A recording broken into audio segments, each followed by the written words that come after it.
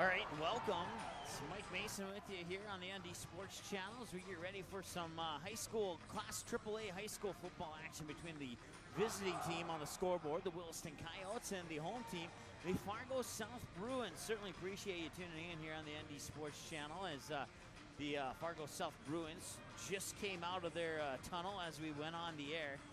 Had we gone on a couple seconds sooner, we would have got it for you, so we apologize. But we will hope to have plenty more opportunities here. This is not the first football game that I have broadcasted, but it is the first football game on the ND Sports Channel, and I am so pumped up that it happens to be at Gate City Bank Field here, home of the NDSU Bison. And been here a few times for a few Dakota Bowls, but never for a regular season matchup, so this one will be fun, no doubt about that. The coin flip, I'm not sure who won the coin flip. I'll have to see if I can check and figure that one out. We are about, let's take a look at the clock here. We're about 2 or so minutes away from the national anthem. Kickoff set in about 10 minutes from now for 7 p.m. here on the ND Sports Channel. Once again, my name is Mike Mason. National anthem is going to be performed by A.J. Anderson. He's a junior at Fargo South High School. So we'll hear his voice here in a few moments on the ND Sports Channel. And we'll go through starting lineups and all that other good stuff as well right here on your pregame show here as we get ready for the Williston Coyotes and the Fargo South Bruins. It's the first game of the year for both of these squads. And for the Williston Coyotes, they're looking to improve on a 1-8 season from last year. The only game that they won was a 13-0 win over Grand Forks Central back on September 8th of last season. They would open up the season against the Fargo South Bruins, losing 28-0, and then they would lose to Fargo North 21-18. Then, as I mentioned a moment ago, they'd pick up a 13-0 win against Grand Forks Central. And then Minot, they would lose out the rest of the season, 28-0 to Minot, 41-0 to Bismarck Century, 43-2 against Bismarck High, 29-13 against the Dickinson Midgets, 41-13 against the Bismarck Legacy Sabres, and then 15-14 loss to the Mandan Braves to wrap up the regular season. The Fargo South Bruins, they're coming off a 6-4 season last year. We'll tell you more about that 6-4 season after we hear from A.J. Anderson in our national anthem right here on the ND Sports Channel. The color guard team is commanded this evening by Cadet Samantha Hoselton. She's accompanied by Cadets Olivia Ball, Ethan Cox, and Jace Neville. I remind you, ladies and gentlemen, to please remain standing until the colors have left the field. At this time, I ask you to join Fargo South's A.J. Anderson in singing our national anthem.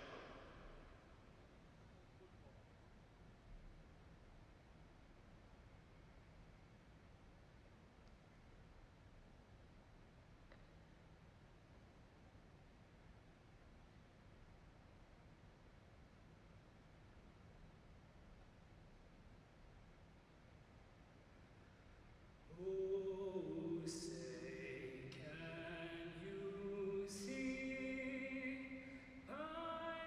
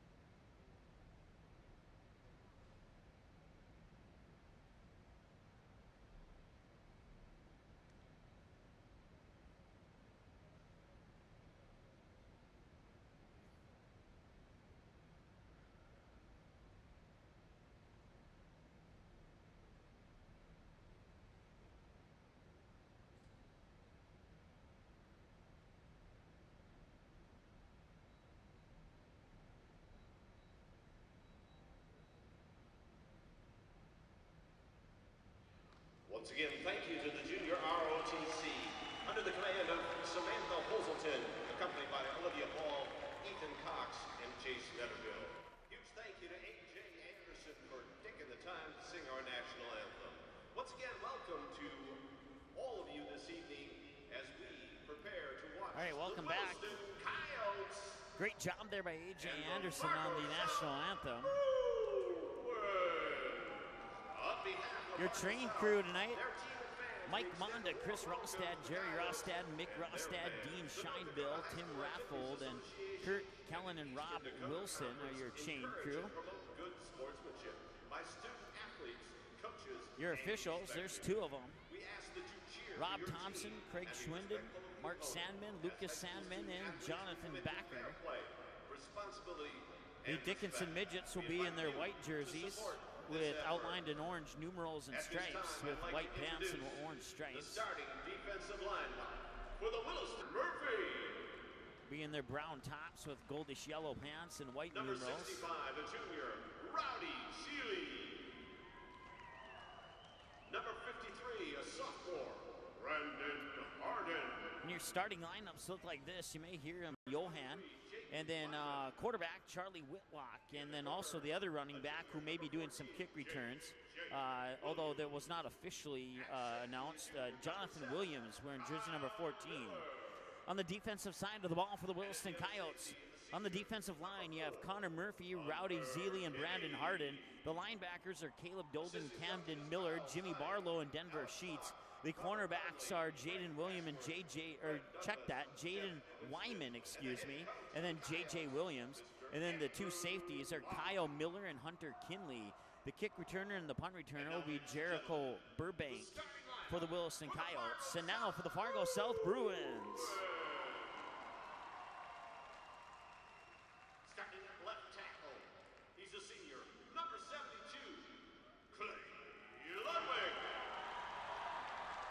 At left guard, a junior, number 76, Nick Antonopoulos. Clay Ludwig and Nick Antonopoulos. At center, a senior, number 77, Sam Johnson. Then the center will be number 77, Sam Johnson. He's a senior. Number 69, Tristan Hagan. Tristan Hagan will be the right guard. He is also a senior for the Bruins. A senior, number 54, Austin Thompson. And there's Austin Thompson coming out. He's the right tackle. A senior, number 17, Dawson Weisenberger. Dawson Weisenberger be the tight end. Number 10, sophomore, number 9, Sabanana Enoch.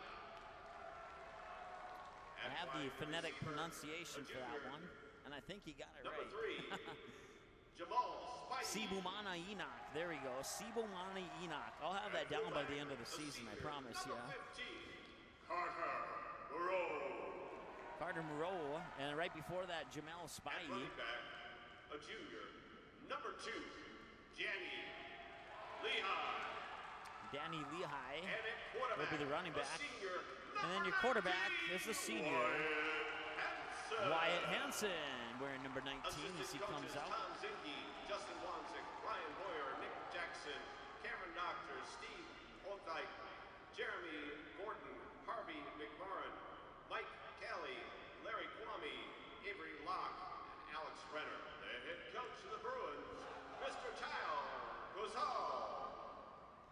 And there's your starting lineups here at Gate City Bank Field inside of the Fargo Dome. It'll be the home field for the Fargo South Bruins here for the first. There are 2 games for sure, possibly 3 games, and then we'll see how the field at Fargo South High School is progressing at that point in time before they go back to their true home at Fargo South High School. As we said earlier, the Bruins are coming off a 6-4 season last season. They kicked it off with a 28-0 win over the team that they're going to face today, the Williston Coyotes. They would follow that up with an overtime win, a 21-15 overtime win over the Mandan Braves, and then 24-7 over Grand Forks Red River, and they would defeat their northern rivals, Fargo North, the Spartans, 14-6, before they would fall for the first time of the year. They were 4-0 going up against Bismarck High, where Bismarck High would flip the numbers on them, 41-14. Handing the Bruins their first loss of the season last year. And then Grand Forks Central, they would defeat the Knights 42-38. And then after that, they would fall once again to the West Fargo Packers 39-7. They would take over, get a W back in the column, 26-22 over Fargo Davies. Follow the West Fargo Cheyenne Mustangs by 21-20. But then they would fall to Bismarck once again in the state tournament, 42-15. So we'll get ready for the opening kickoff now. Fargo South Bruins will kick it off, and they'll be going from left to right. Williston will be receiving it, and it'll be Jericho Burbank and Jonathan Williams, I believe. And number 4, Hunter Kinney. Okay, maybe I was wrong. We'll find out. But they're back at about the 9-yard line. And we are underway with the Class AAA high school season here in the state of North Dakota, and that'll be received at the 30, and he won't get very far. He will be down right at about the 31. I believe that was number 34 for the Williston Coyotes. Connor Murphy, the first and 10 for the Coyotes on their own. Ethan Brown. Ethan Brown. Thought I had him on here, but apparently you don't. So we'll go with that. It's first and 10 now.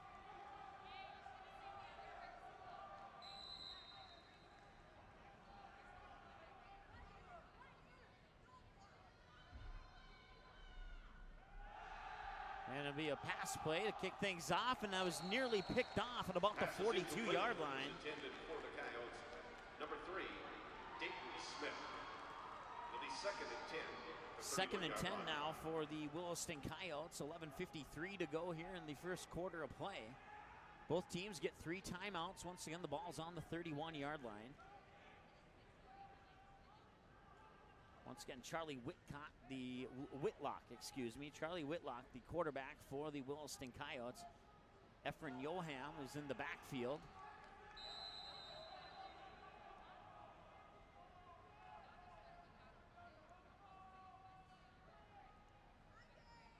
And a shotgun, he's going to lose the snap. It falls down, and I believe there's a loose ball. Who got it?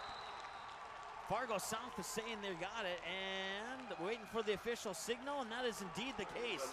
The Bruins will recover the fumble at 11:48 mark. Turnover number 1 of the game.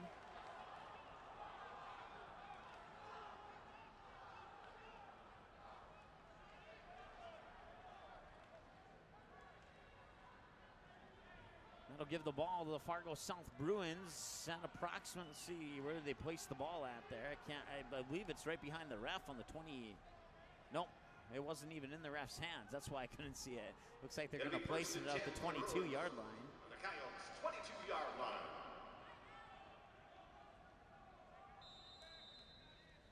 So Fargo South has a chance to punch it into the end zone here early. Still scoreless in the first quarter. Your quarterback, Wyatt Hansen for the Bruins. Under center, right behind him, I believe that is, I want to say it's Lahai. Yep, and it is, and it'll be a pitch over him. He'll go to the far side, and he'll get dragged down.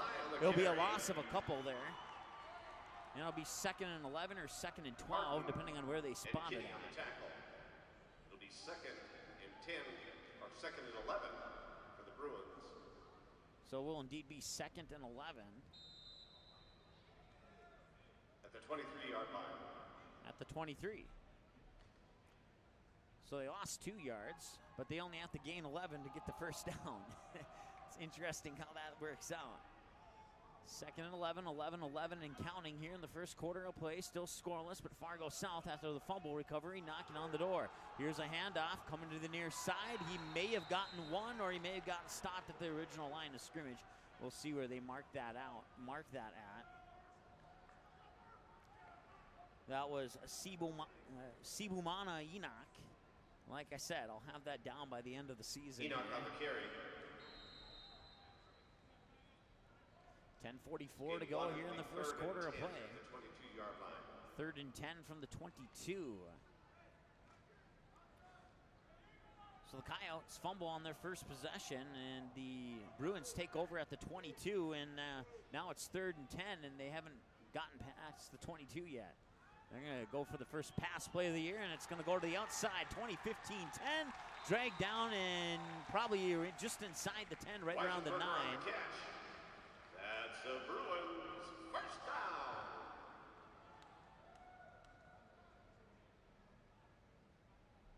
That was Weisenberger on the catch, I believe. First and goal at the 10-yard line. Fargo South coming in at number 5 on the Midcoast Sportsnet preseason poll. And they say that, and it was Jody who said that Dawson Weisenberger is a player to watch. So we'll keep our eyes on him. 10:07 to go here, first quarter. Here's a handoff, and that looks like a good play to me. Past the 5, and now he runs into a few coyotes, and he'll be dragged down at about the 2-yard line. Lehigh on the carry.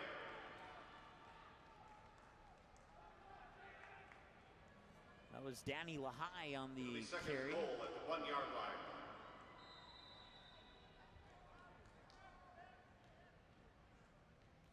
So they get the first down on the pass play over to Weisenberger, and then Lehigh will run it down inside the 2. And that makes it 2nd and goal. The scoreboard says it's on the 1. It's more like 1 3/4. And there'll be a pitch, and Fargo South is in the end zone for the touchdown. I believe that was Moreau, number 15. Carter Moreau on the carry. And it was. That's a Bruins touchdown. So that makes it 6-0 now.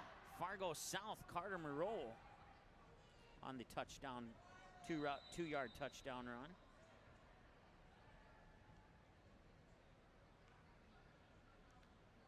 Fargo South will see if they line up for 2, or if they, no, they will indeed bring a kicking unit out. Horwitz into the point after.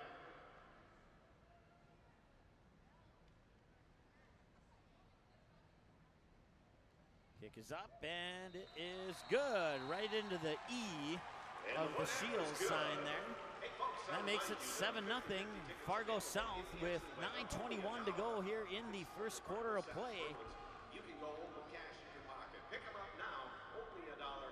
We'll be announcing the winner between the third and fourth quarter. Again, only $1.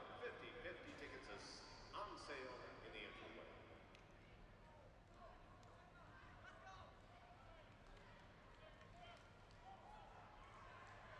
I want to thank the Fargo South Booster Club for making this broadcast possible. We also want to thank a couple of our other sponsors returning for fall sports, as they were with us through the spring sports season as well, including Quality Home Restorations and Game Times. Thank you so much for your sponsorship through these high school sports here on the ND Sports Channel. Once again, Mike Mason with you here from the Fargo Dome, and let's get the camera set where it should be. Back deep for the Coyotes. Number 14, Jay Williams. And number 23, Jake Lyman.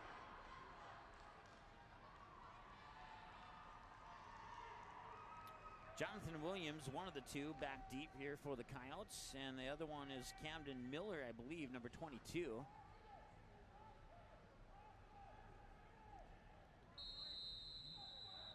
Gabe let's see here, Borowicz will give the ball a boot, and that one will go down just in front of the 10. It'll be received at about the 13. Cutting over to the far side. He's up past the 25, the 30, heading to the sideline. 40 has one man to beat at the 50, and he will not beat that man. He will get into the Bruins territory, however. Williams on the carry, Horwitz on the tackle. And he'll be down at about the 48 approximately. We'll see where they spot the ball. Looks like they're going to spot it at the 46-yard line.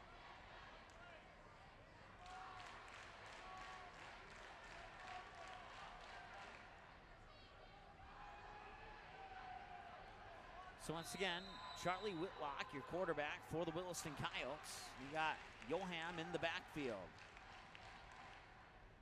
That'll be a handoff to Joham. He might get a yard or two on that one. Johan on the carry. Joham, excuse me.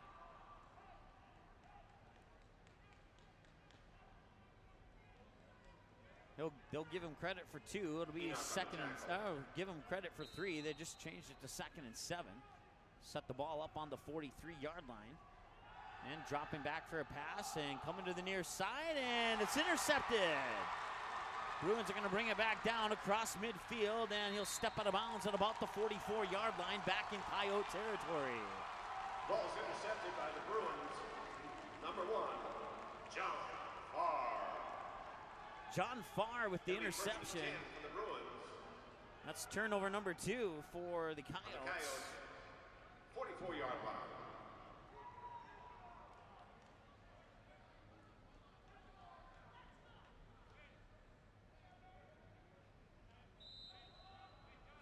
So John Farr gets the interception on Whitlock.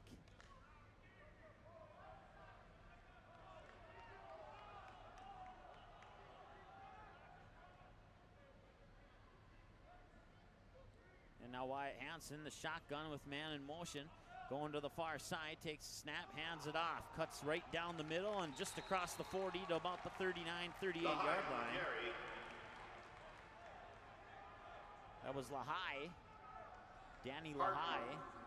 And Doughton on the tackle. It'll be 2nd and 4 at the 38-yard line.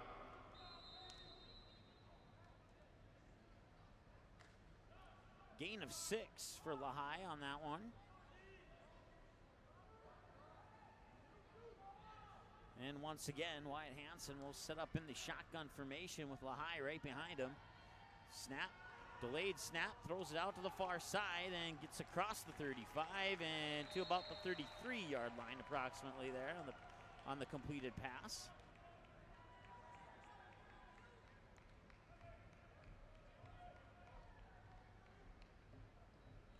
It'll be 1st and 10 for the Bruins at the 38-yard line.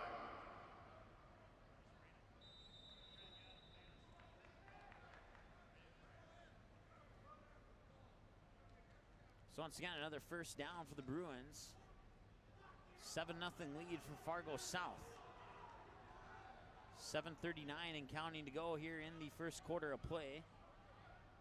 And once again, Hansen in the shotgun. He'll hand it off to Lahai. Lahai will try and go right down the middle. He'll spin around, maybe get 1 or 2 on that. He'll inch close to the 30.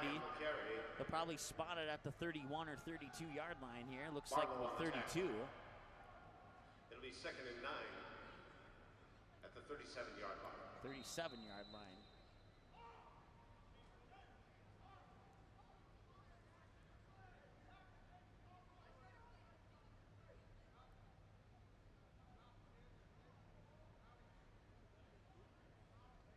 That's the 31-yard line. I'm not sure how they got 37 out of that. I had to stop and think there for a second.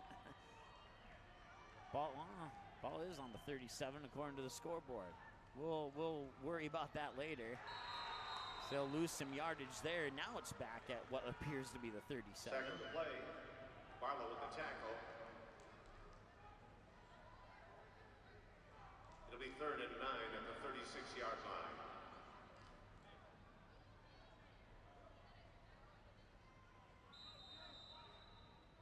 So the ball sits on the 36. 3rd and at 39. Scoreboard shows 3rd and 13. Let's take a look here at the 2 chains on the field, and would look closer to 3rd and 13. Yes, maybe I misheard him. That's okay. Shake the rust off here on the first football game of the year, and timeout. Bruins once again 7-0 here on the ND Sports Channel. Want to thank our friends at the Fargo South Bruins Booster Club for making this game possible, and we'll be right back here on the ND Sports Channel.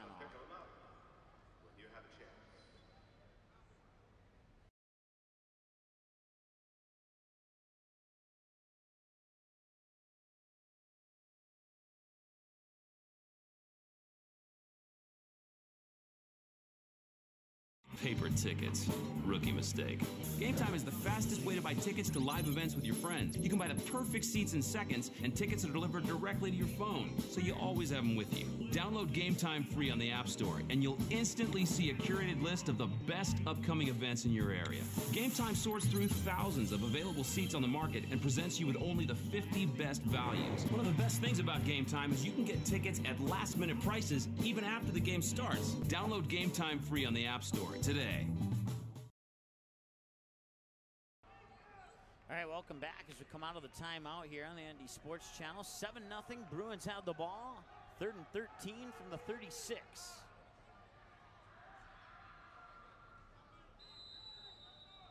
Whistle blow, clock will start with 6:01 to go here in the first quarter of play. Looking far side, he'll throw it. He's got his man at the 30, but he gets backtracked a little bit to about the 31. Pass is complete to the Bruins. Number 3, Jamal Spivey.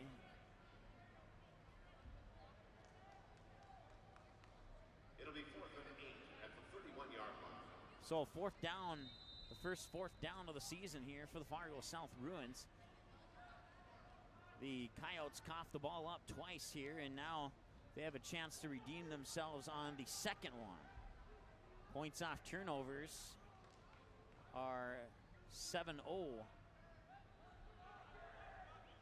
1 turnover for 7 points. We'll see if they can keep 0 on the board with this turnover here for the last turnover for the Coyotes. And now we have a flag down on the field in the back there. On the field, delay of game, Bruins.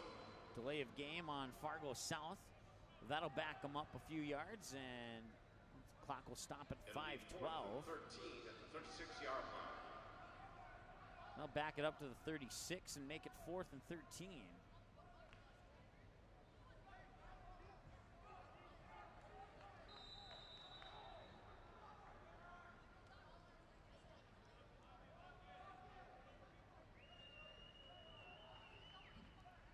Wyatt Hansen in the shotgun.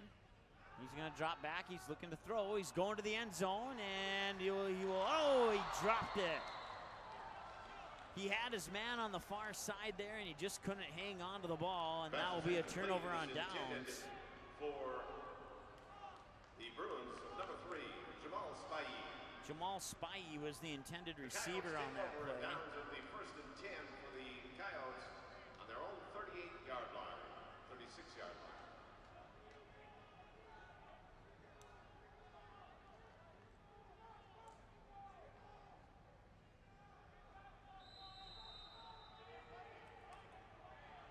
So now the Coyotes will have a chance to march down the field here.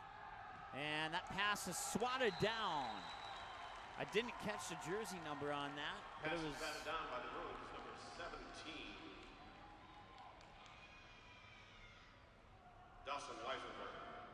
Dawson Weisenberger was the one to bat it down.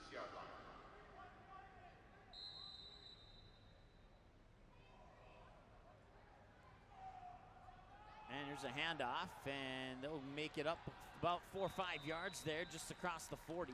We'll see where they mark it. Either at the 40 or 41. Whitlock with the carry there for the Coyotes.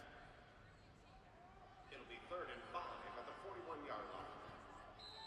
Sets the ball up at the 41 and a 3rd and 5. Halfway there for their first down. We'll see if they can convert on the 3rd down here. Once again, it's Whitlock in the shotgun. He'll throw near side over the head of his receiver and complete 4th down. It was intended for the Coyotes, number 3, Dayton Smith. It'll be 4th and 5 at the 41-yard line. Dalen Smith, the intended receiver on that play there. And we'll see what the Coyotes decide to do here, if they're going to kick it away, and it looks like they might. Going back is Jamal Spivey for the Fargo South Bruins to receive this punt. And it's off. And Spivey will take it at about the 26. And he's across the 30, 35, and about the 36-yard line, approximately.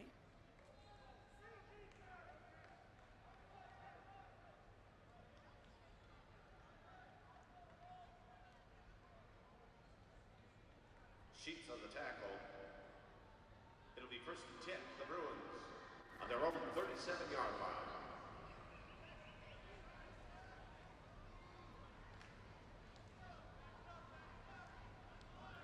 So it sets up a 1st and 10 on the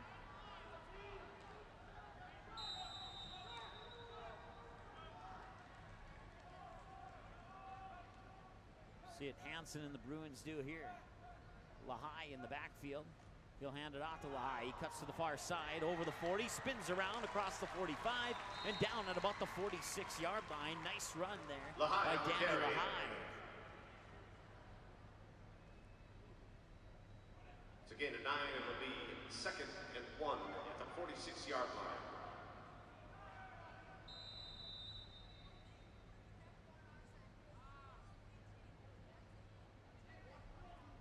So 2nd and 1 now after that 9-yard gain by Danny Lahai.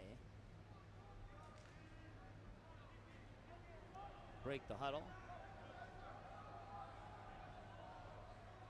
Send 2 receivers to the near side, 1 to the far side. Hansen drops back, feels the pressure, lets it go, and the ball's intercepted. And the Coyotes will get the ball back in Bruin territory, just inside the 40. Pass is intercepted by the Coyotes, number 4.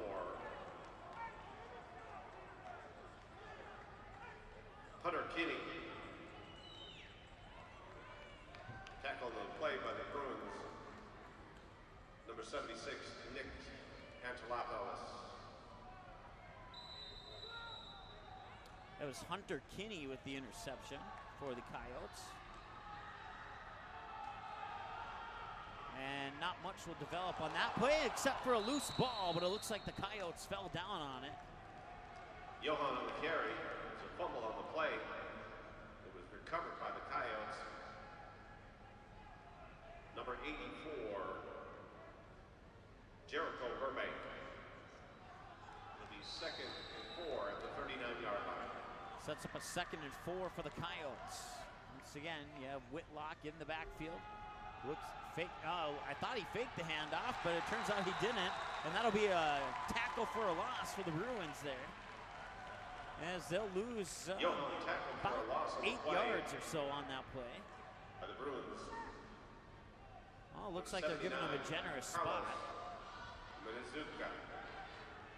So they'll mark the ball at the 41. It was at the 39. It looked like he was back further than that, but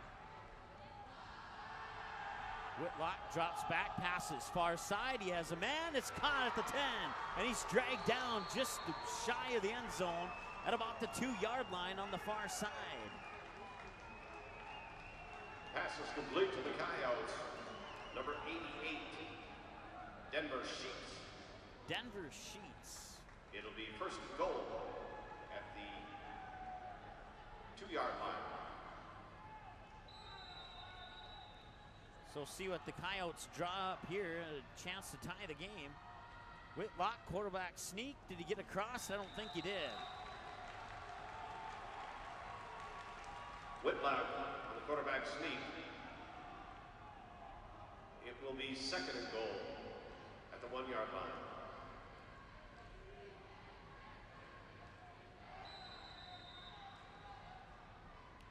He does have a receiver to the near side there. They'll hand it off, and they'll keep him out of the end zone one more time, it appears. Was there a fumble? Fargo South saying they have the ball, and they do. Fumble on the play. Bruins recover the ball. It'll be 1st and 10 for the Bruins on their own 1-yard line.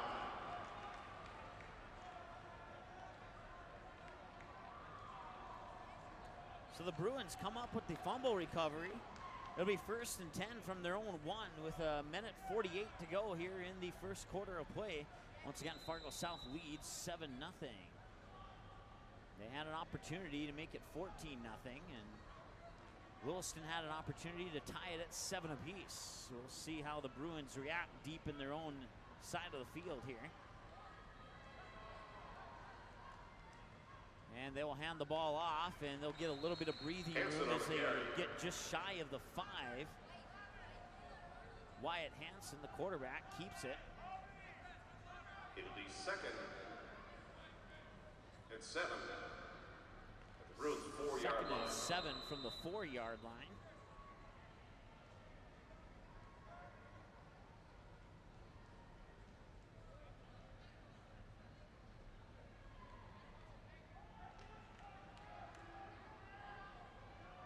Minute 13 and counting to go here. First quarter of play. Once again, 7-0 lead for the Fargo South Bruins. Hansen under center. He'll hand it off. I believe that's Lahai. He'll sneak across the 10, and well, he'll get stopped right at the 10. Lahai basically runs into a wall at the 10. I thought he was going to get across there easily, but it's just like he came to a dead stop. Miller and Kinney on the tackle. It'll be 3rd and 1 at the 10-yard line. So 40 seconds to go here in the first quarter of play. The only scoring of the game, a 2-yard run by Carter Moreau for the Fargo South Bruins. And here's a handoff to Lahai. Lahai gets stuffed at the 10. The pile will push him up to about maybe the 12. Lahai on the carry. That's a Bruins. That's good enough for a first down. They're moving the chains. 1st and 10 for the Bruins at the 12-yard line.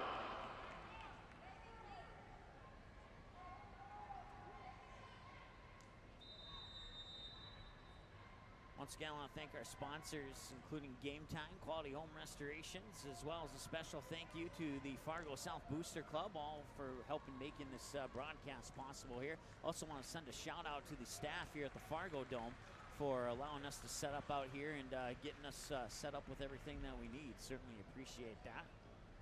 We'll have at least 2 more games here. I think it's at least 2 more. I know it's at least 1 more game here at the Fargo Dome. At the end of the quarter. And that will end the quarter. The Fargo South cheerleading, varsity cheerleading squad to you. So once again, your score. Maria Costello Fonseca. 7-0 as we head into the Abigail second quarter. McAndrew. Isabella Overgaard. Patty Schwartz. Lisa Upshaw. And Caitlin Young. We'll be back after this short timeout here on the ND Sports Channel.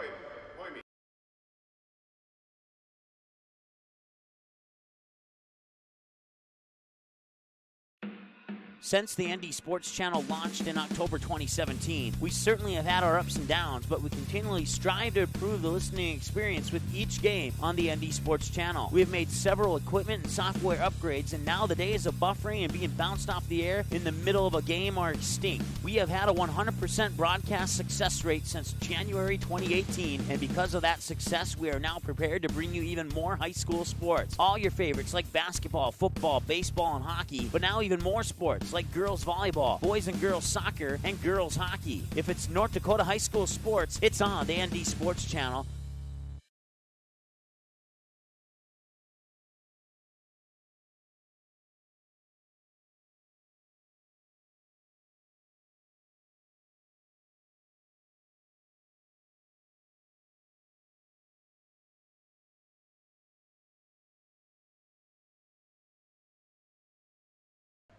And welcome back.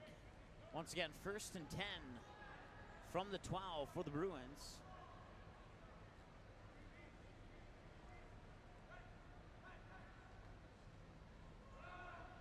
There's a handoff, and just over, let's see here, they'll get it to about maybe the 13 or 14. Lahai will get a gain of 1 or 2.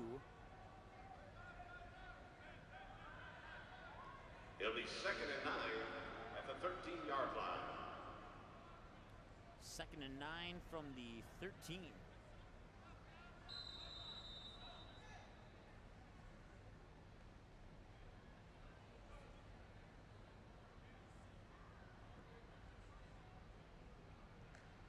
So once again, the only scoring in the first quarter was a 2-yard run by Carter Moreau. A rushing touchdown for the Bruins. That would make it 7-0. That's going to be a pass that it looked like it was batted for sure, but for a moment there I thought it was going to be intercepted. So that's the good news for the Bruins, is that it was batted down. The bad news is that it was incomplete.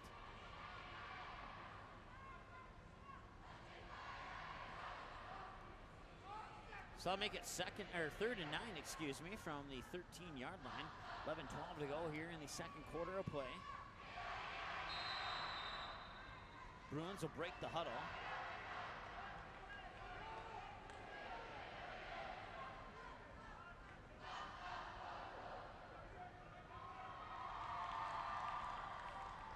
Hansen, three-step drop, fires incomplete. Intended receiver there was Dawson Weisenberg. 17, Dawson Weisenberger. There's a penalty flag on the play. And a penalty flag is dropped right around the 22-yard line. We'll get the call on this one here in just a moment.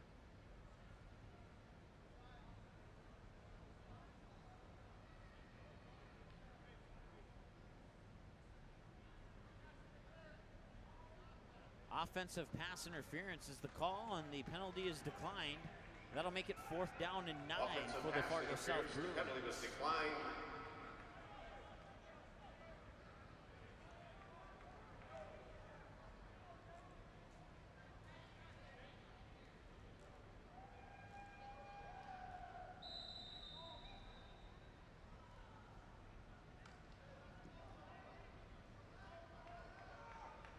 Into punt, Sibo Mahana Enoch. So Enoch will punt it away here for the Bruins. Back to receive Smith. And Smith is back to receive for the Coyotes. 7-0, 11:07 to go, second quarter of play. Enoch will boot it away. And Smith will grab that, and he muffed it. It's a loose ball, it's live for anybody, and it looks like the Coyotes will fall on it, but they will lose about 7-8 yards. For the Coyotes. So the Coyotes will have to start on their own end of the field. Jake Wyman. So we'll see what Whitlock and the Coyotes can do on this possession here. They came so close to tying it up on their last possession near the end of the first quarter there, but they would fumble it at the 1-yard line. The Bruins would recover.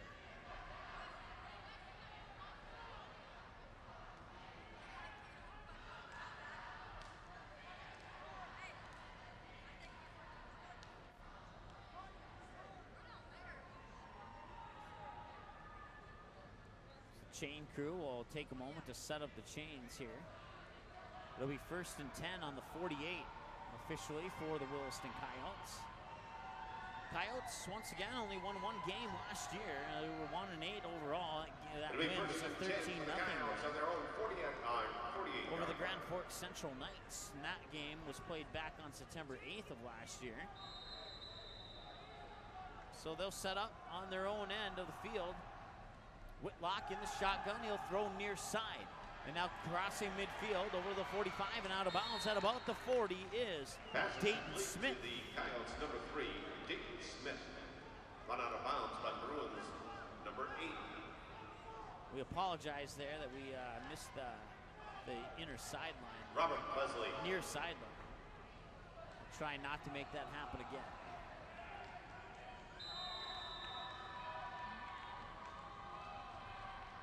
And that's going to be a flag. We'll see if I believe the Bruins jumped off sides there.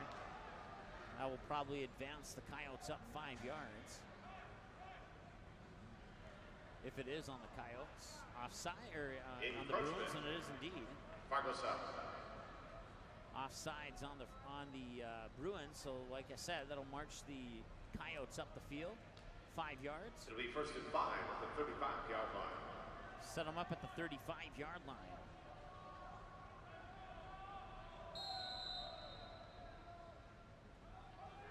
Whitlock sends his man in motion. There's another flag, and that's going to be a foul start, I believe, on the Coyotes.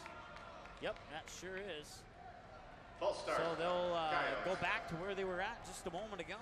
5-yard penalty. Be 1st and 10. 1st and 10 from the 40. So you go 1st and 10 from the 40, 1st and 5 from the 35, and now back to 1st and 10 on the 40.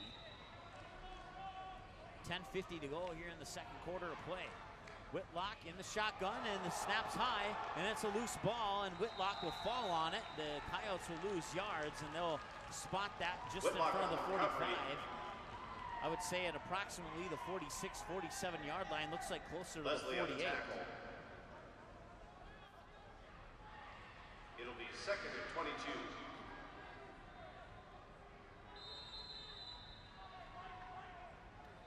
Second and 22.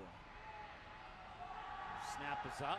Pressure's on. He'll throw it over the middle, and it's caught by his man. I believe that was number 7, Kyle Miller.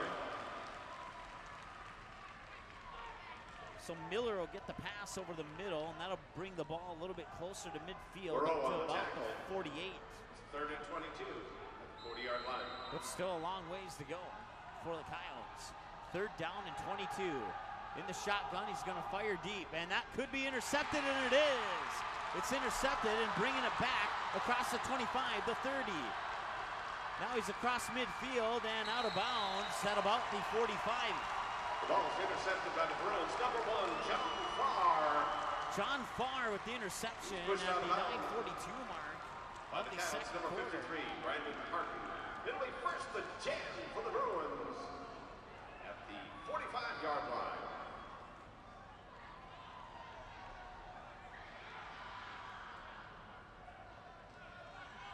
So it remains 7-0 after a handful of turnovers. And we'll see who can take advantage of the turnovers, because that's going to be the story of the game if this continues this way here, is who takes advantage of the next turnover could result in the end of the game.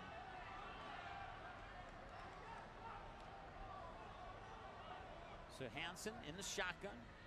3-step drop, throws it near side. He's looking for his man, nearly making the one-handed grab as Weisenberger. Number 17, Dawson Weisenberger. But it will be just out of his reach and dropping complete. The incomplete pass on the 45-yard line. It makes it 2nd and 10 from the 45.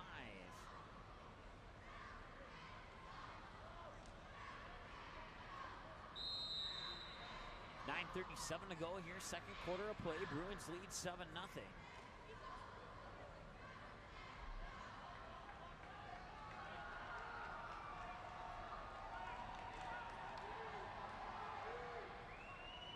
Hansen takes a snap, hands it off to Lehigh. Lehigh on the carry. They'll gain about Miller 1. on the tackle. It's a gain of 1. It will be 3rd and 9 at the 44-yard line.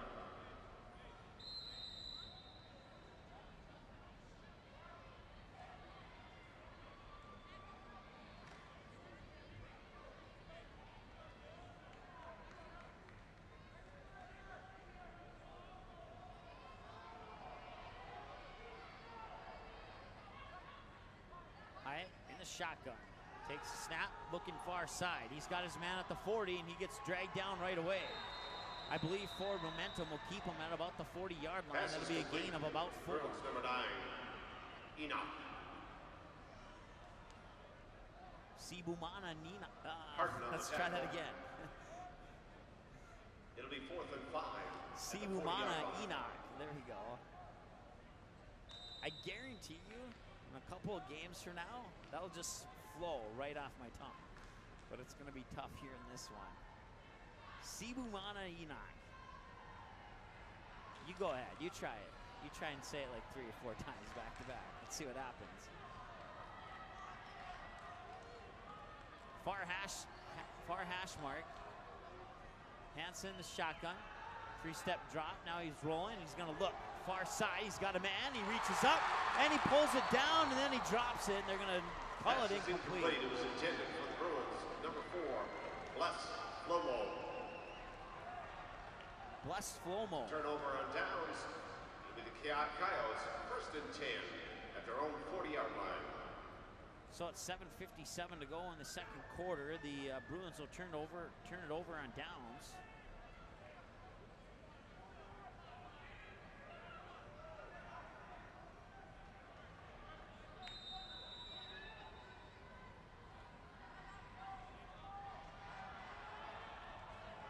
And that'll come to the near side here.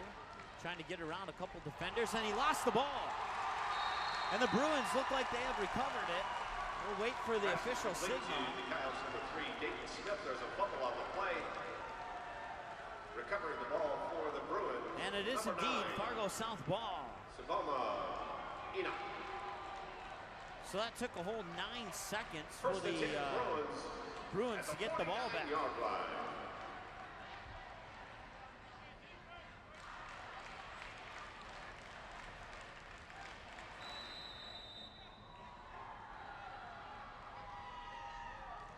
So the Bruins will take over 1st and 10 on the 49 after the fumble recovery.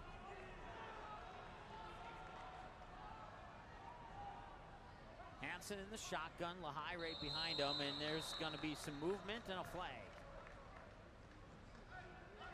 Foul start on the Bruins. It'll be 1st and 15 at the 49-yard line. So the penalty will shove them back 5 yards. 7:48 to go here, second quarter of play. 1st and 15 from the 44-yard line. Bruins lead the Coyotes 7-0. Once again, Hyatt in the shotgun with Lehigh right behind him. One receiver near side, two far side. Lehigh takes the ball and he'll run into some Coyote defenders. He'll get across the 45. I would suspect they'll mark this at about the 46, 47. And probably and Harton on the tackle. Probably a gain of none, actually. It'll be 2nd and 14 at the 47-yard line. It will be a, yeah. We'll go with that.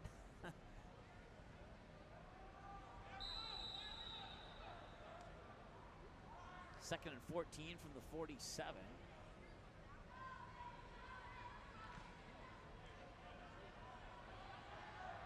One receiver to the near side, one to the far side. Lehigh in the backfield to the right side of Hansen, who's in the shotgun. Hansen will roll to his right. He's looking downfield, and the pass is incomplete. Pass is incomplete. Is intended for the Bruins. Number 14, Lars Hager. There's a flag on the play. Lars Hager, the intended receiver there for Fargo South.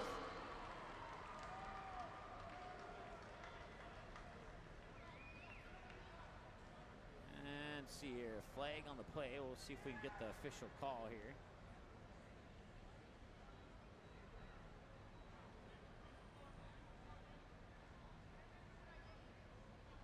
Maybe not. Or maybe he just needs to go to his favorite spot on the field. Or maybe I missed it. One of the two, one of the three. It'll be 2nd and 29 at the 32-yard line. So it was on the Bruins, I can tell you that much. 2nd and 29 from the 32 now. They'll send two receivers near side, one far side, and looks like Lehigh in the backfield, and it is. Hansen in the shotgun, he'll drop back. Looking right, now looking down the middle. Pass is tipped, and it will fall incomplete. That'll make it 3rd down and 29 off the incomplete pass. It'll be 3rd and 29. 32-yard line.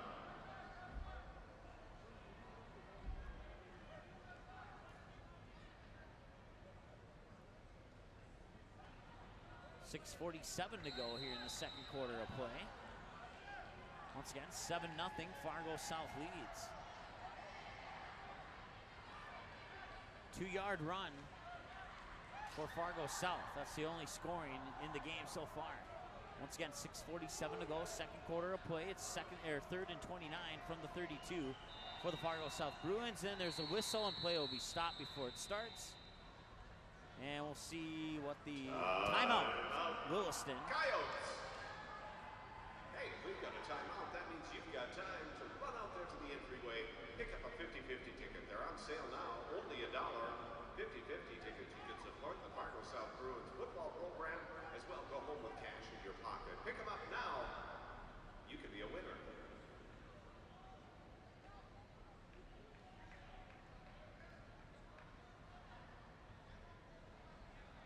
And we'll be back right after this. Quality Home Restorations is Fargo Moorhead's go-to place for quality home remodel and repair services. Quality Home Restorations offers free estimates on all your home remodel and repair projects like drywall, laminate flooring, roofing, and much more. Check out the great photos of past projects completed by Quality Home Restorations on their Facebook page. Just search Quality Home Restorations. When it comes to your home being restored, count on Quality Home Restorations. Call Mike today at 400-1751. That's 400-1751 to set up an appointment for a free estimate. Quality Home Restorations in Fargo. All right, welcome back to Gate City Bank Field here at the Fargo Dome as it's 3rd and 29 on the 32 for the Fargo South Bruins. They lead 7-0 here in the second quarter of play. First opening game of the season here. A lot of turnovers for both of these teams. Hansen in the background, Lehigh right behind him. One receiver near side, three to the far side. Lehigh gets the handoff, hops over a defender, and gets pulled down at about the 33, 34 possibly. Barlow on the tackle. It'll be 4th and 29. So 4th and 29. Correction, 4th and 27. 4th and 27, excuse me. At the 33-yard line. From the 33. See if, I would imagine that Fargo South will punt this one away, but it's not the NFL. I've seen a lot of crazy things happen. This is actually the first Class A football game I've covered. It's always been Class B schools that I've covered. So I've seen a lot of crazy stuff in Class B. Nothing crazy yet, and except for that right there, and it's a loose ball. Did Fargo South get it? That's the question, and yes, they did. Fargo South picks up another turnover. It's a fumble on the play. Recovering the ball for the Bruins. Number 55, A.J. Anderson. A.J. Anderson recovers for the Bruins. He's the one who sang the national anthem. It'll be 1st and 10. The Bruins at the 35-yard line. So that sets the Bruins up at the 35 with a 1st and 10. We'll see if they can punch it into the end zone this time. One receiver each side of the field, and the handoff to Lehigh. Lehigh will sneak across the 35 down to about the 34.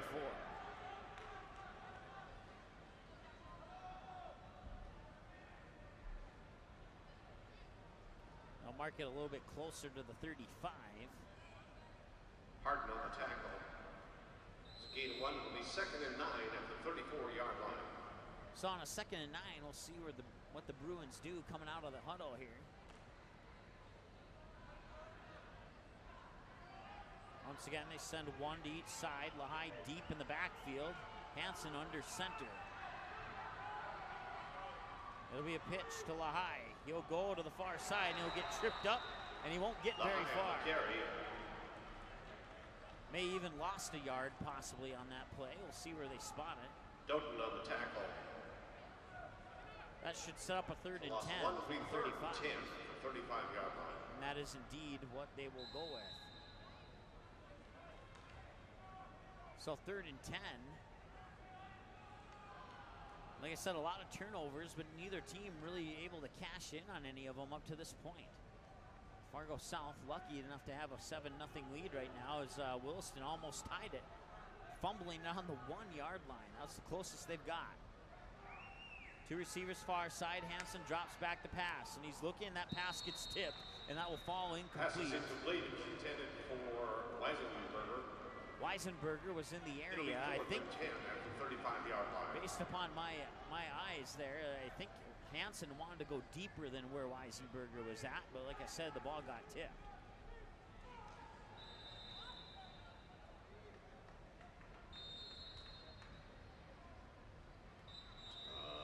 And they'll have a timeout on the field, Fargo South. So they'll talk things over here on the 4th and 10. And we'll keep it right here. Thank a few of our sponsors, including Game Time and Quality Home Restorations. Also a special shout out to the Fargo South Booster Club for making this game broadcast possible. And thanks to the Fargo Dome crew for allowing us to set up here. Awesome venue to play football on. Been here for a few Dakota Bowl games, but never done a regular season game here yet. And, well, done football games in the past, but never before on the ND Sports Channel. So I'm pretty pumped that the first one on the ND Sports Channel is from Gate City Bank Field here, home of the NDSU Bison. Of course, the Bison will have a game here on Saturday. Check that. Let's double check the calendar here. It's the 24th. So it'll be not tomorrow, but next Saturday will be the home opener for the NDSU Bison. And if I am watching that game, it'll be from Bismarck, because that's on the same day that my cousin's getting married. So I'll have to skip that Bison game this year, I guess you could say.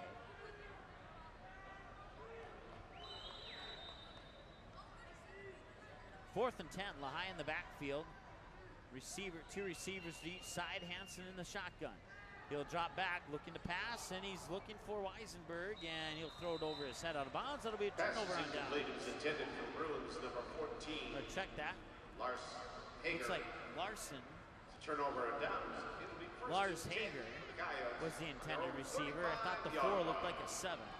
So it'll be a turnover on downs with 4:17 to go here in the second quarter of play.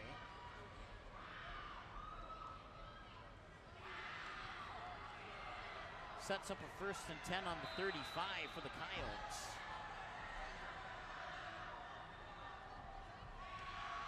Whitlock will hand it off, and it will go nowhere. The Bruins are right there to stop them. Johan on the tackle. Johan on the carry.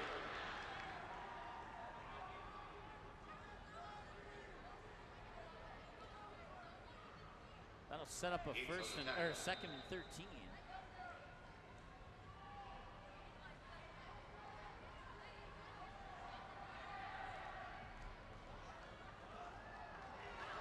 And was there another fumble? I think there was, and the Bruins recovered. Fumble on the play.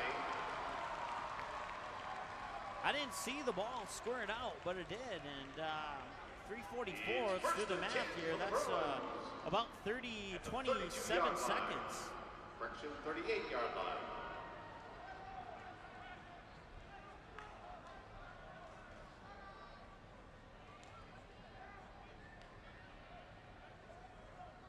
So 1st and 10 from the 38 after the Bruin fumble recovery.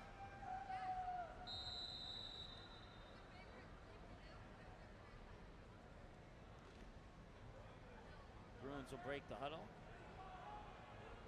They'll send 2 receivers near side, 1 far side. Lehigh in the backfield, Hansen in the shotgun. There'll be a handoff to Lehigh. He'll cut to the near side, get through a couple defenders, and get about 4 or 5 yards on that carry.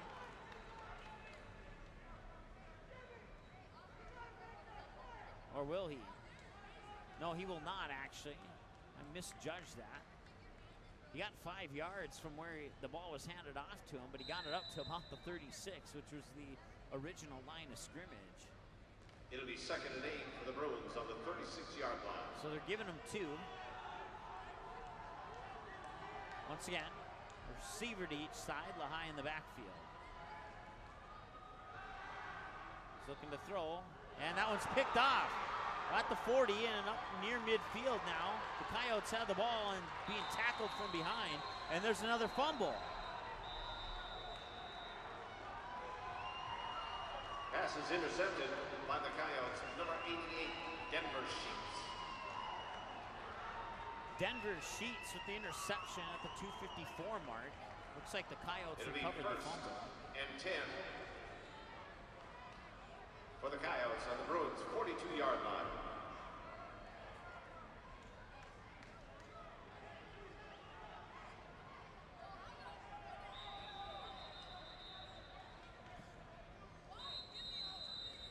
So Denver Sheets with the interception, and now the Coyotes will take a timeout. As we near the halftime, I remind you, if you're out there picking up your hot dog and popcorn. 2:54 to go here before halftime. A 7-0 lead for the Fargo South Bruins. And as well, the winning Coyotes will get the ball first. They would fumble at an 11:48 mark, setting up a 1st and 10 at the 22-yard line for the Fargo South Bruins. A couple plays later and a couple minutes later at the 9:21 mark, it would be Carter Moreau running in from 2 yards out for the rushing TD. They would convert on the extra point to make it 7-0. Since then, an interception, a turnover on downs, a punt, an interception, a fumble, an interception, a turnover on downs, a fumble, a muff punt reception, a turnover on downs, a fumble, and an interception. That's a lot to keep track of there. Once again, 2:54 to go here in the second quarter of play as we inch closer and closer to halftime here. And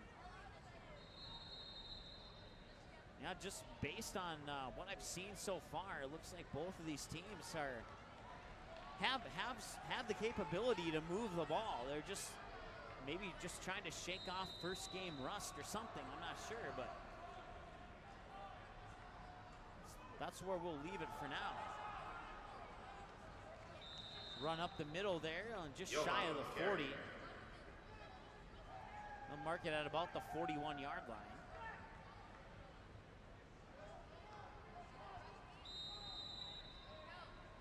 Tristan Hagan on the tackle. So Whitlock in the shotgun, Yoham right behind him, and it'll be a handoff. No, that's not Yoham. That's, I'll have to check the roster. That's number 35 with the carry, over the 30. Yoham on the Looks carry. like they'll mark it at about the 29-yard line. First down. Or it is First and Yoham. 10 at the 29-yard line. Let's check the roster here really quick.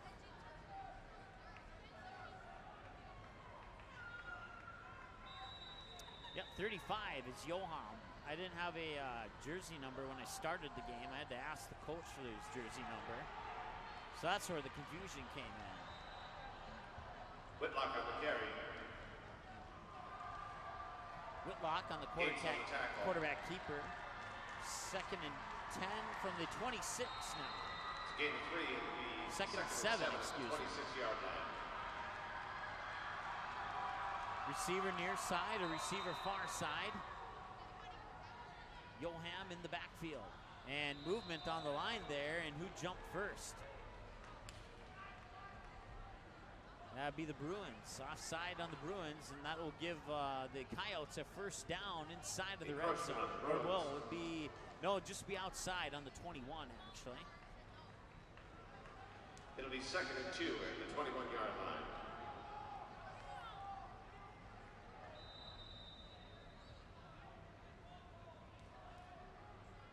Whitlock takes a snap, hands it off to Yoham. Yoham's not going to go very far. He gets hit right away and down at about the 25. On the carry. A loss of a couple.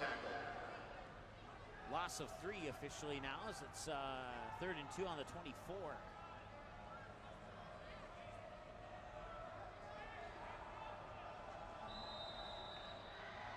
It's a loss of 3, third and 5 on the 24-yard line. And the snap is lost. Loose ball on the ground, and the Fargo South Bruins are going to get another fumble recovery. This one coming at the 113 mark of the second quarter. Dawson Weisenberger.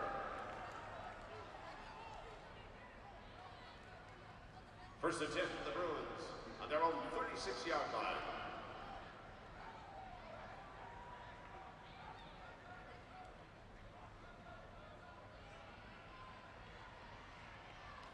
So another turnover. When the Coyotes had another chance to score. Last time they were at the 1 when they fumbled it. This time they were at the 21. So we'll see if the Bruins can punch it in here before halftime. 2 receivers near side, 2 far side. Lahai in the backfield. Hansen takes the snap, goes near side. That ball's caught. 35, gets around the defender. 40, still on his feet, out of bounds at about the 43. And your receiver is Siwawana Enoch. Siwawana Enoch yes, on the reception. Told you I'd get that to flow off my tongue. 7. It'll be second and 3 at the 43-yard line.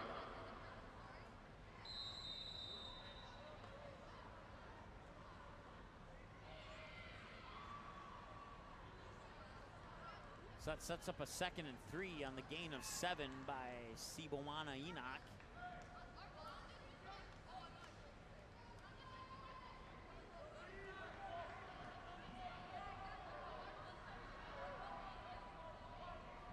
Another receiver near side. Hansen dropping back. He's looking over the middle. He's got his man at the 45 and down to the 40, and the ball was fumbled and picked up by the Coyotes. Far on the catch. There's a fumble on the play. Recovery, Coyotes. It'll be first and 10 for the Coyotes. On their own 39-yard line.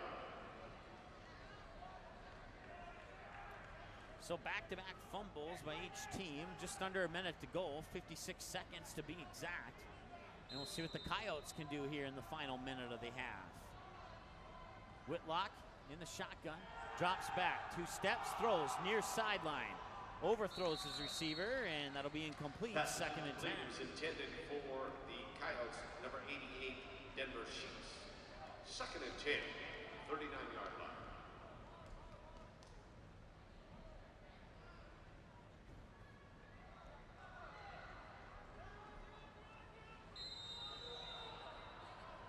So Whitlock will drop back once again into the shotgun. He's got Yoham right behind him, 2 receivers near, 1 far. And that'll be a run up over by Yoham over the 50, across the 45, and the helmet will come off, and he'll be probably marked down at about, we'll say about the 44-yard line. Far on the tackle. It's the Coyotes, first down, 1st and 10 at the Bruin 44-yard line.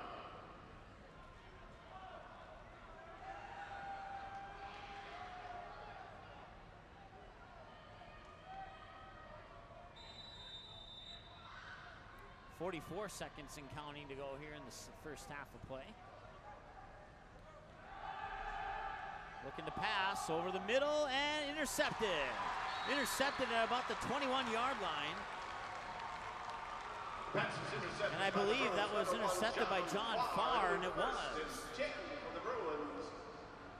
So with 33 seconds to go, we have another turnover.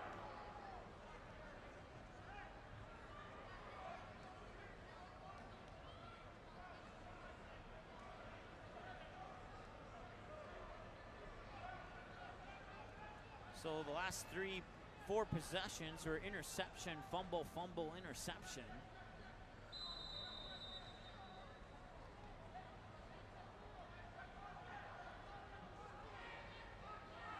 High in the backfield.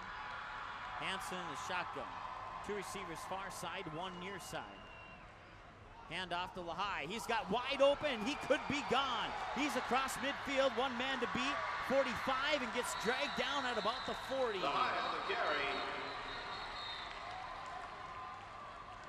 There's a flag on the play. Pending the flag here, we'll see what that is about. Arnold on the tackle. Foul start, Fargo South. That play will come out of the books. Illegal motion called on the Bruins.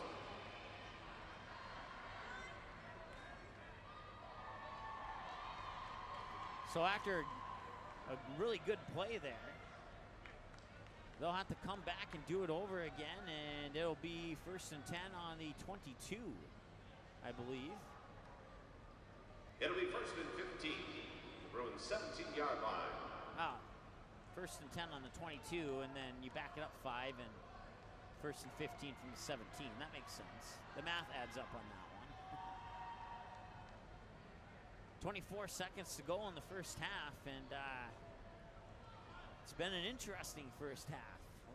We'll have to total up the number of turnovers here at halftime to see what we have. 18, 17, and counting to go here in the second quarter of play. Hansen in the shotgun. 3 receivers far side, and he's going to hand it off. And that's Lehigh. And he got tripped up by the shoestrings at about the 29. He'll fall ahead to close to the 35. It's the Bruins first down. 1st and 10 for the Bruins. Their own 34-yard line. Timeout Bruins. All right, so 1st and 10 from the 34 is where they'll spot it. Timeout Bruins will stop the clock with 5 seconds to go here in the second quarter of play. They're only $1. You support the Fargo South Bruins as well. You can go home with cash in your pocket. 50-50 tickets, only $1.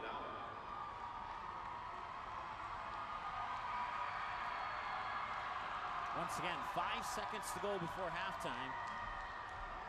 And it's a 7-0 game in favor of Fargo South. They punched it in from 2 yards out at the 9:21 mark of the first quarter. And it's been nothing but a turnover fest since then.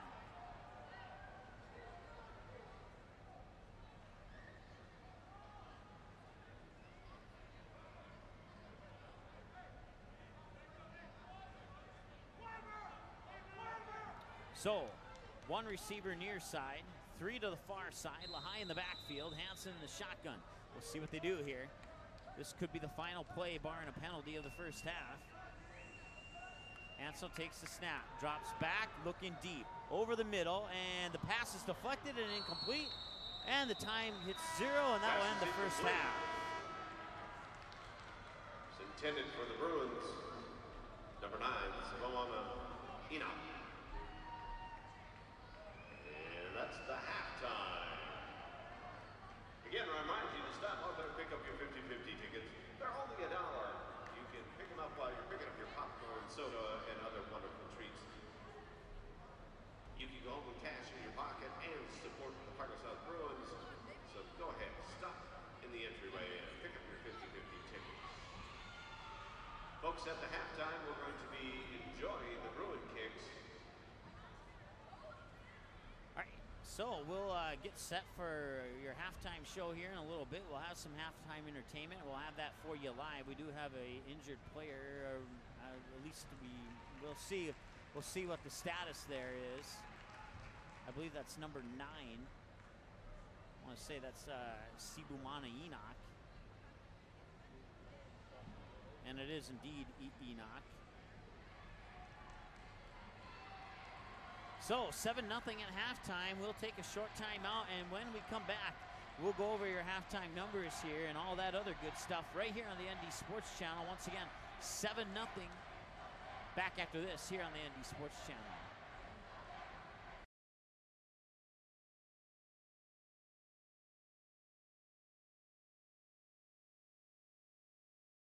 Paper tickets. Rookie mistake. Game Time is the fastest way to buy tickets to live events with your friends. You can buy the perfect seats in seconds, and tickets are delivered directly to your phone, so you always have them with you. Download Game Time free on the App Store, and you'll instantly see a curated list of the best upcoming events in your area.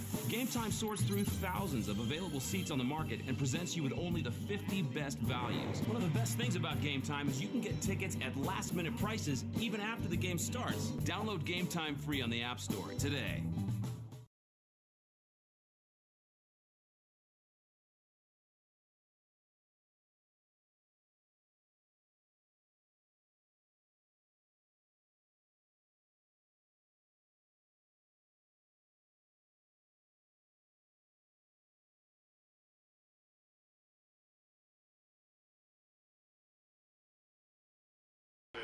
Tonight is the Fargo South Bruin Kicks.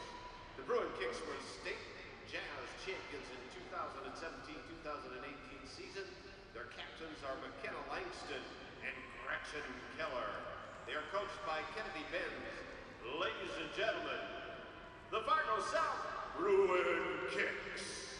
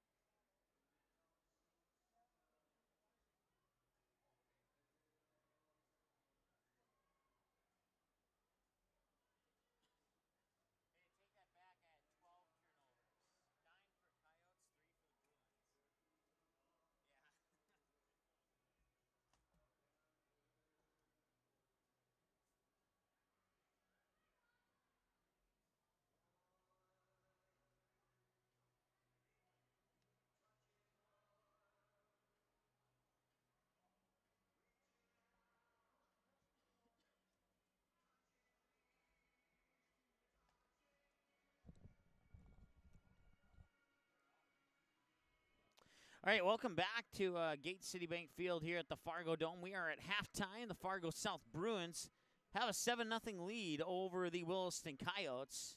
And if you think that's a low-scoring game, well, I guess you could say that it's right, because with everything that's happened, you would think that the score would be a little bit higher than that. Let's just go over the game summary. At the 11:48 mark, we had our first turnover of the game. I totaled them up. I have a total of, let's see here, 5, 6, 7, 8, 9, 10, 11, a total of 12 turnovers between the two teams. At the 11:48 mark of the first quarter, the Williston Coyotes would fumble the ball, and the Bruins would recover it to make it 1st and 10 on the 22-yard line, and that would be a good thing for the Fargo South Bruins, as about 2 minutes and 27 seconds later, at the 9:21 mark, after that fumble recovery, it would be, let's see here, I forgot to write down the number 15, Carter Moreau. Let's write that in here so I don't forget it next time. Who would run it in from 2 yards out to give the Spartans a 6-0, or check that, I'm really sorry about that. The Bruins a 6-0 lead, and then the Bruins would convert on the extra point to make it 7-0, and that would be our only scoring of the game. Since then, after that touchdown, the Coyotes would get the ball back, and then at the 8:38 mark, John Farr would intercept Whitlock to give the ball back to the Bruins. And then the Bruins would turn it over on downs on that possession to give the Coyotes a 1st and 10. And the Coyotes would punt it away just about 40 seconds later. They would go 3 and out.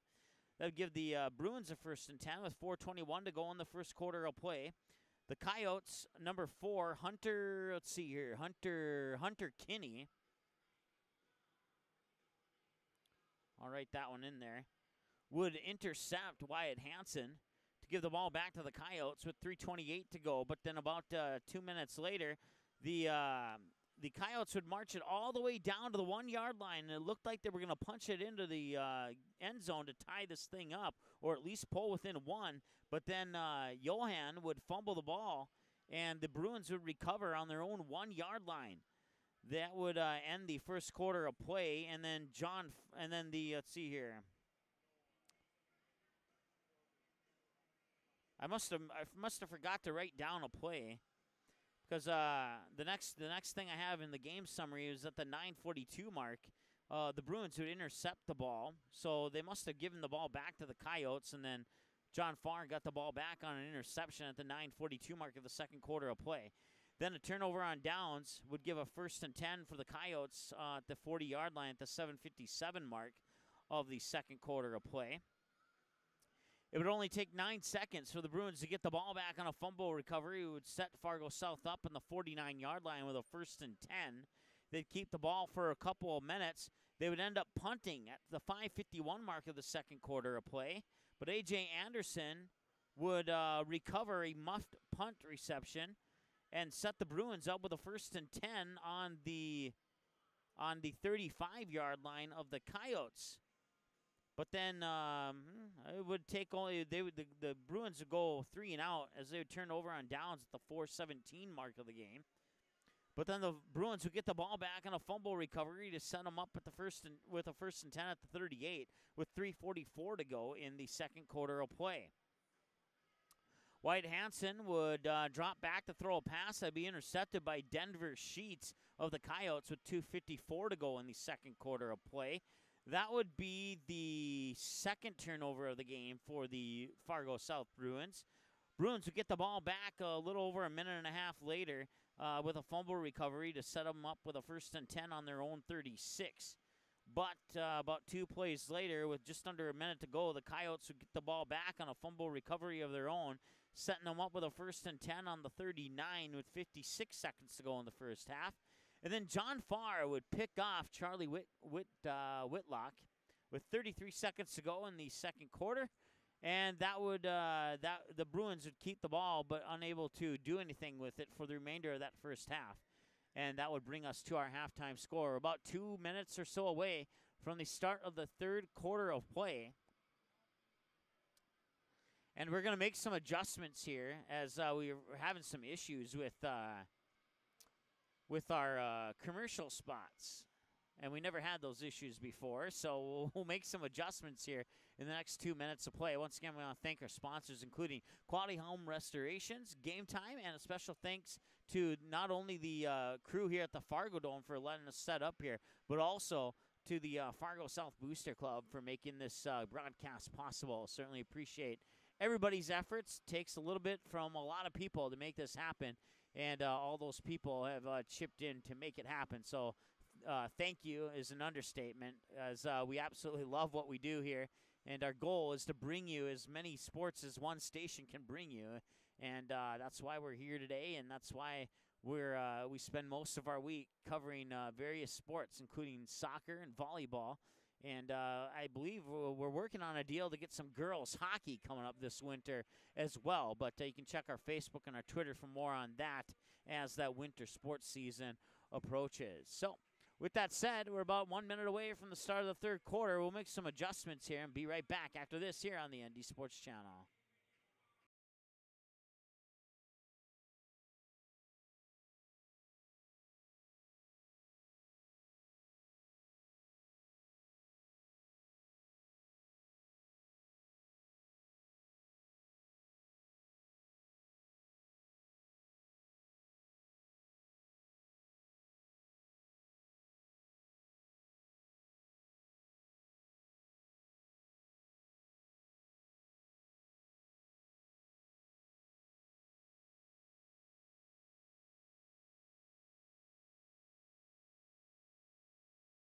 Way to buy tickets.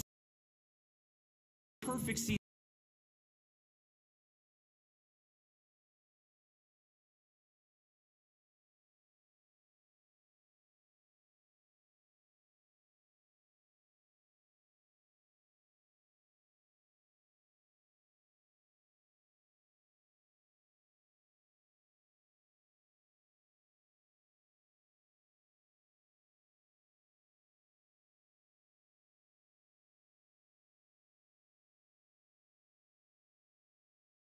Go-to play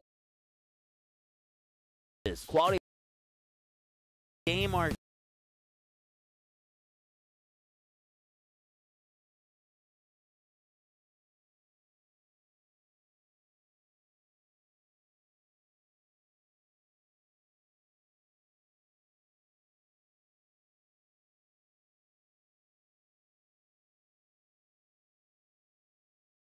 restorations in Fargo.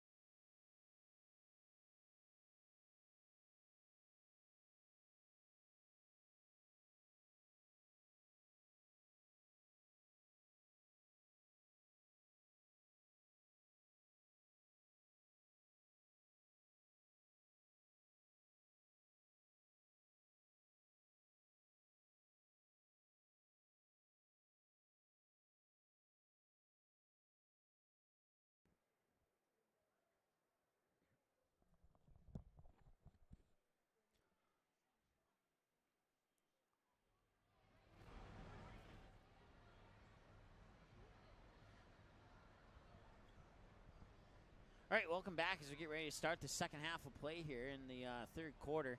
And I do want to apologize to our sponsors. I'm not sure what's going on here. That's something we'll do an immediate fix on before the next game. So, but we'll make it up to you. We know you already know that we'll do that. We did that for you last time this happened, and we'll do it for you once again. So Thanks for being patient with us here at the ND Sports Channel. Our sponsors, of course, Quality Home Restorations, Game Time, and also the Fargo South Booster Club for making this broadcast possible as well. Certainly appreciate all the efforts. It's 7-0. Fargo South has the lead here as we head into the third quarter of play.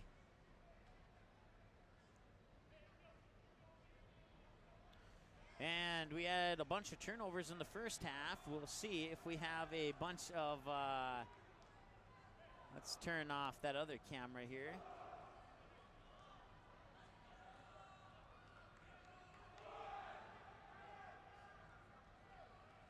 There we go. Now I think it's working the way we wanted it to. Hey, we learn, right?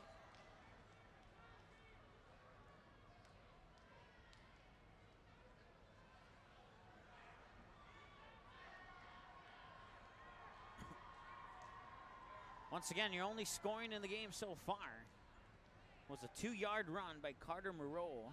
I want to make sure I'm saying that right here. Moreau, Carter Moreau, yes. So I think I was getting it right. I want to thank Activities Director Mike Beaton for sending me a phonetic spelling of the roster for Fargo South. Certainly appreciate that. Always love it when I can get lucky enough to get one of those type of sheets. It's less work I have to do prior to going on the air, going down to the field, talking to coaches and all that good stuff. But certainly appreciate that, and certainly appreciate the athletic director at Williston High School for hooking us up with the roster. And Number 84, Jericho Burbank. so the Coyotes will kick things off here in the second half of play, and they'll be going from left to right, while the Fargo South Bruins will be going from right to left. And it's going to be a short kick that'll go right out of bounds. That'll be a flag, and that should put the ball right at about the 40-yard line. Simple penalty for that one is kick out of bounds. Coyotes had them down for 9 turnovers in that first half. The Bruins had them down for 3 turnovers. The Bruins on their own 35-yard line. And we'll have to flip the page here to get a third quarter summary. There we go. So the Bruins have a ball and a 7-0 lead to start the third quarter of play.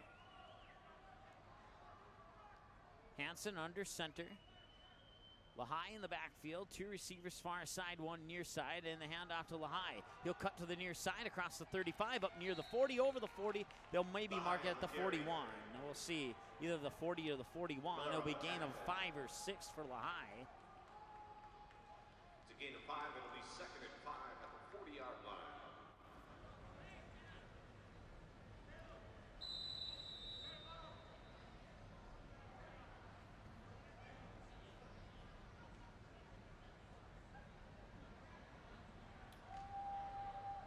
Usually in the first half of a game, I'm getting used to who's taking kick and punt returns and not who's recovering fumbles. So we may struggle with those names if we have kick returns here in this second half. Handoff, I believe that was Lahai. Yep, it was. He won't get very far. He'll actually lose 1 or 2. Zeeley and Harden on the tackle. It'll be 3rd and 6 at the 39-yard line.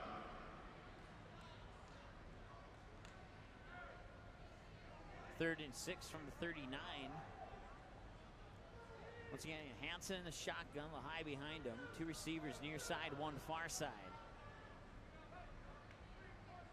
Take the shot, the snap, I should say, and he'll throw it out.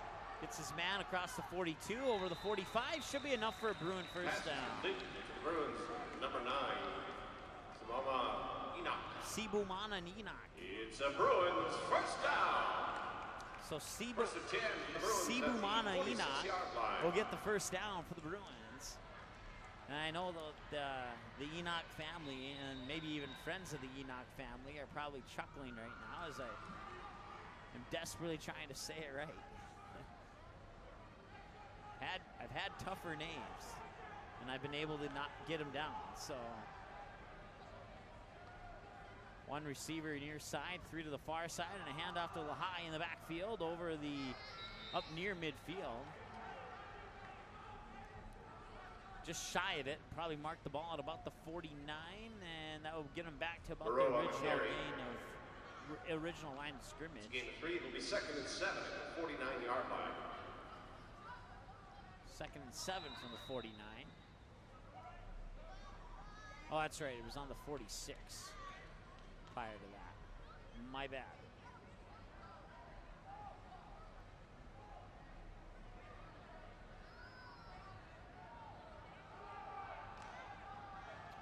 If you're watching this game on the ND Sports Channel, it's the first ever football game on the ND Sports Channel. I have to count up the broadcast, but I believe it's like 2:10. That pass is deflected, incomplete. Pass is incomplete. It's intended for the Bruins, number 4, Flomo Best.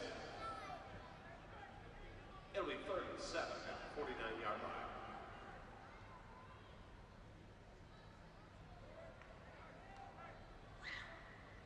So Bless Flomo getting some action here. He came off the bench there, and he's still in the game.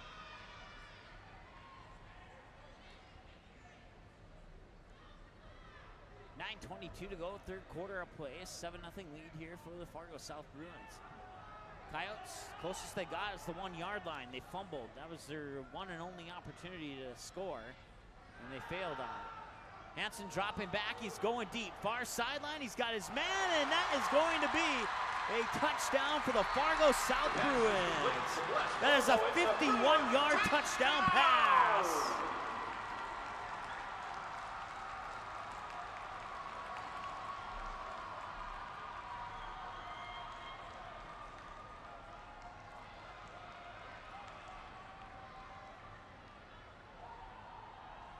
I believe it was Bless Flomo who was the receiver on that. It was a 51-yard touchdown pass from Hansen to Flomo. After for the Bruins, number 33, Gabe Borowitz. Holding number 19, Wyatt Hansen.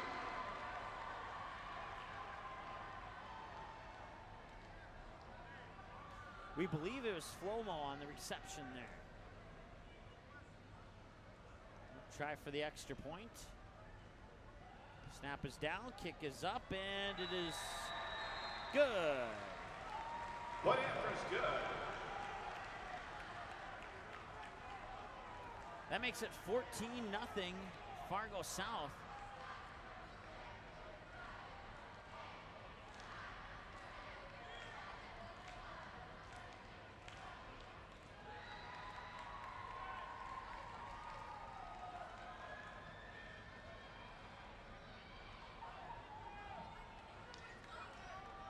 Here with 9:12 to go in the third quarter of play. Once again, I believe it was Hansen to Flomo on the 51-yard touchdown pass.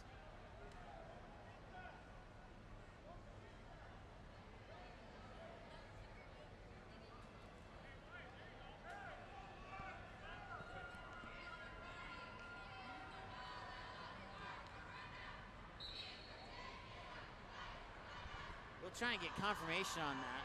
I'm pretty sure it was Flomo.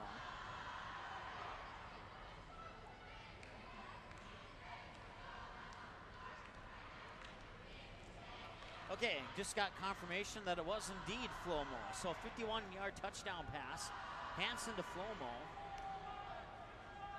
to make it 14-0 Fargo South. And they scored early in the first quarter. Now they score early in the third quarter. And we'll see if it's a reflection of the first half or not. They scored early, and then it was just turnover after turnover after turnover. And now they score early again, and we'll see if the turnover theme returns or not.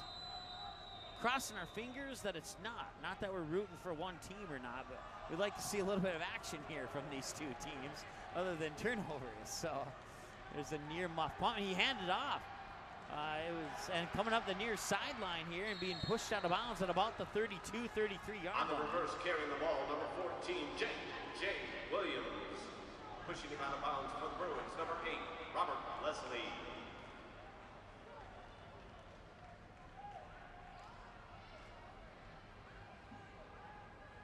It'll be 1st and 10 for the 4-yard line. The Coyotes have done a lot of subbing with their original starters because they don't have half of these jersey numbers on the starting lineup. So we'll do the best we can here for Williston. There's a flag on the play.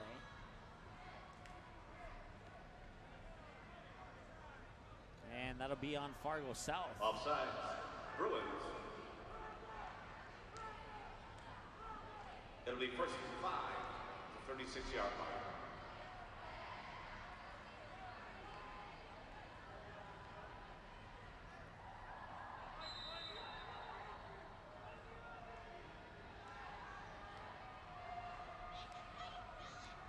Here's the handoff. That's Joham. And he'll sneak it up just shy of the 40 at about the 39-yard line.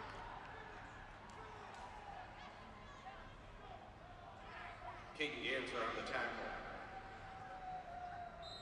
It'll be second and 3 at the 38-yard line. Second and 3 from the 38. Third quarter of play, 14-0 lead for Fargo South. And that play doesn't even get a chance to develop. They maybe got back to the original line of scrimmage. And that appears to be about where they'll mark the ball at too, is at about the 38-yard line. At the 38-yard line. Fargo South crowd is into this one. Looking for a big stop here, and the pass goes outside, and was it intercepted? I believe it was. No, they're saying it was incomplete. Pass is incomplete. So that'll make it 4th and 3 for the Coyotes. Drayton Smith.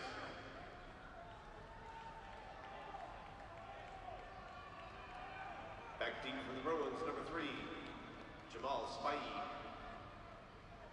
Kicking off for the Coyotes, number 84, Jericho Burbank. So Burbank with the punt. You got Jamal Spivey back to receive the kick.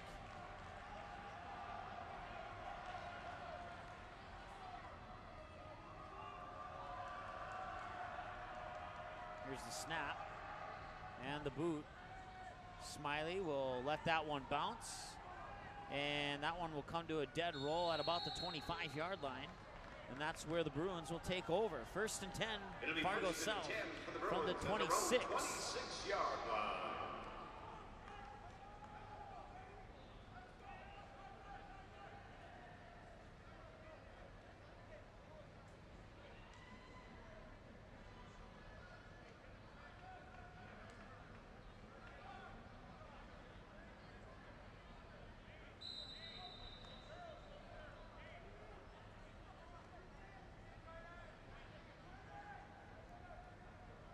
So once again, 1st and 10 for the Bruins from their own 26-yard line with 7:58 to go here in the third quarter of play. From Gate City Bank Field here in North Fargo for Fargo South. Did a lot of Fargo North softball this last spring, and when I was driving up here, I felt like I was going to a softball game. The carry by Lehigh will on the carry. Get them up to about the original line of scrimmage. And is Lehigh hurt? I think he is. It looked like he got up, and then it looked like he got tripped again, and now he's in some pain. At least it appears that way.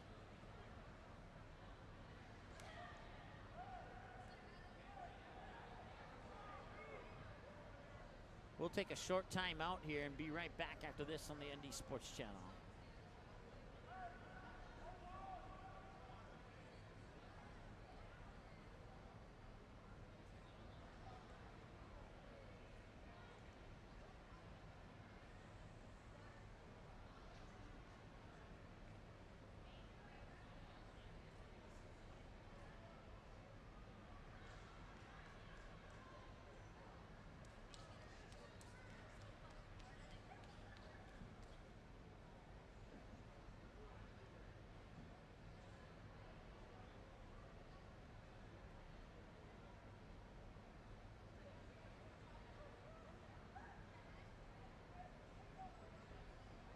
Once again, I want to apologize to our sponsors here as we're having issues with the commercial audio. Once again, it is Danny Lahai, I believe, who is the injured Bruin down. He was tackled on the play, and then he got up, and then he fell down once again. And the good news is that he's walking off mostly on his own will here. He is hobbling a little bit. Hopefully that's nothing too serious, and that he'll be ready to go in the next game.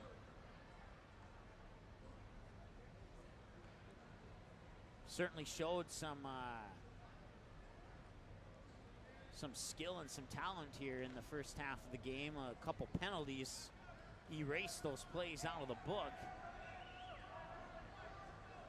So let's see here. That'll, I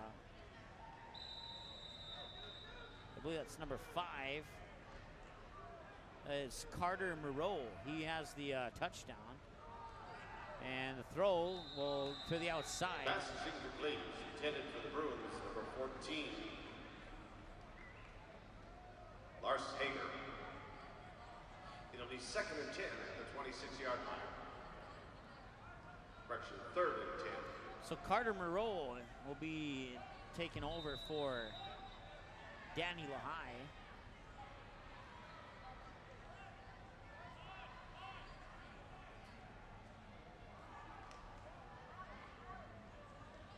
We'll double check that.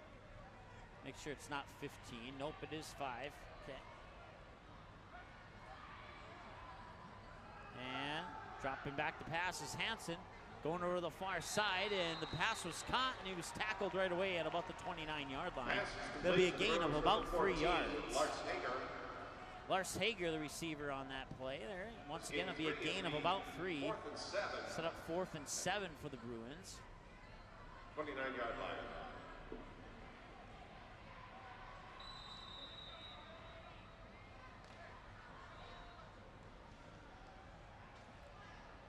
Coyotes will send their guy back to receive the punt. I believe that's Kyle Miller, number 7.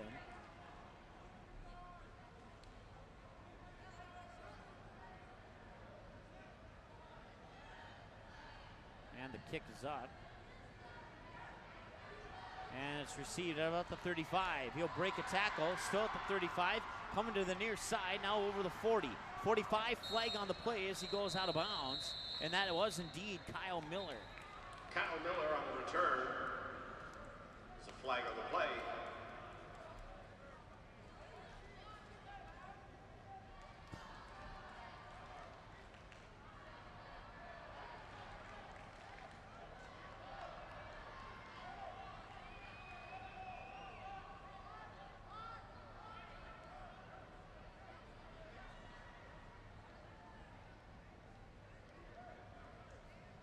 So once again, a 14-0 lead, a touchdown in the first quarter to kick things off early in the first half, and a touchdown in the third quarter to kick things off early in the second half. And the flag on the play, and the officials are discussing right now. And here comes the official call.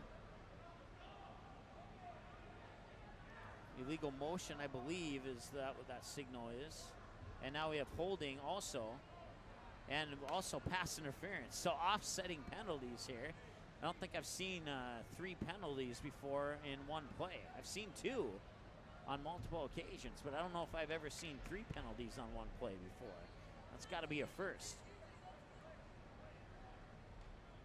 Happening at 8:38 p.m. on August 24th.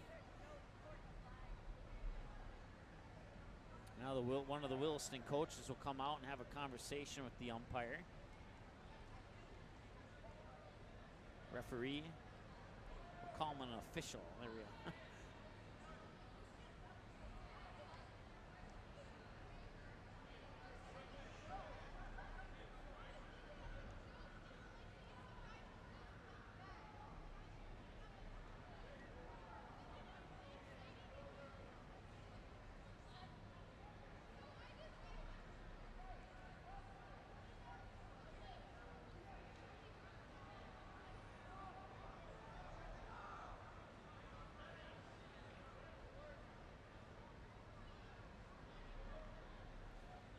the other two officials will get together and discuss this once again. They've already had one meeting on this 3 penalty play.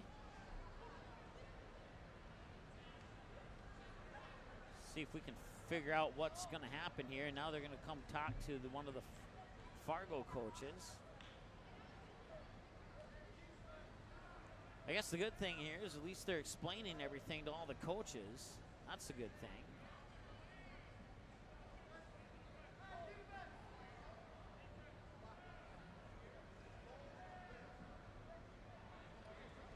All right, the penalties on the flag.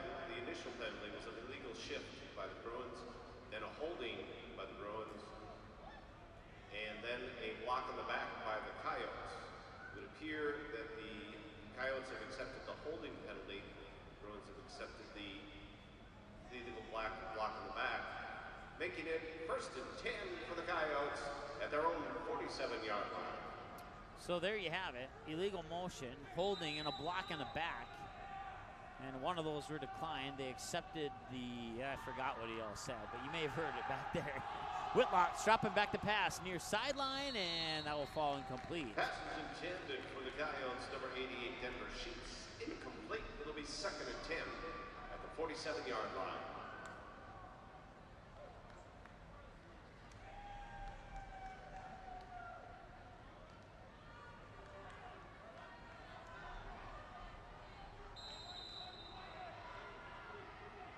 .6:27 to go here in the 3rd quarter of play.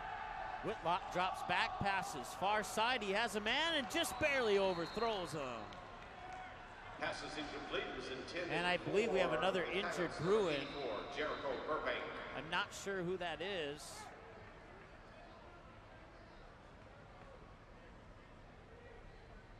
Player down on the field. Sibumana It'll be Enoch. 3rd and 10 at the 47-yard line. When we return. So Sibomana Enoch is the injured player for the Bruins.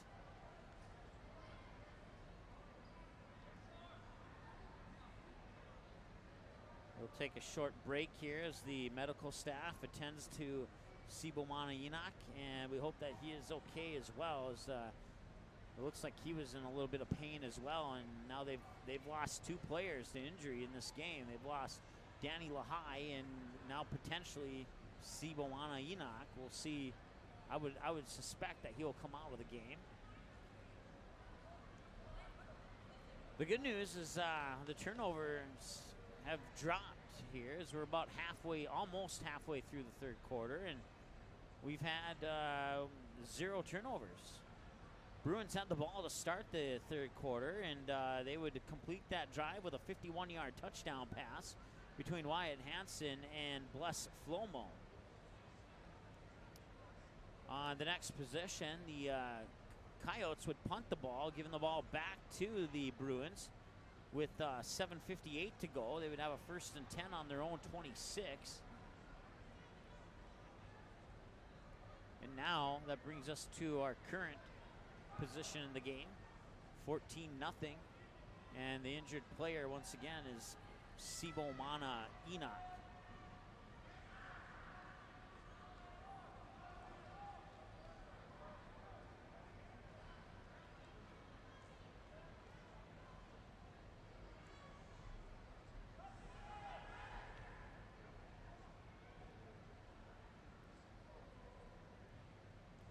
Enoch still on the ground. He's going to get helped up now, and we'll see how he walks off the field.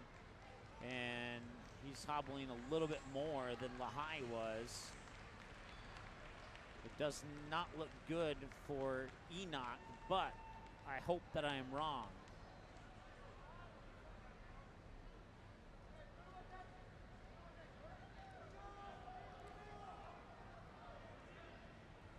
So Jamal Spivey will come into the lineup for Fargo South.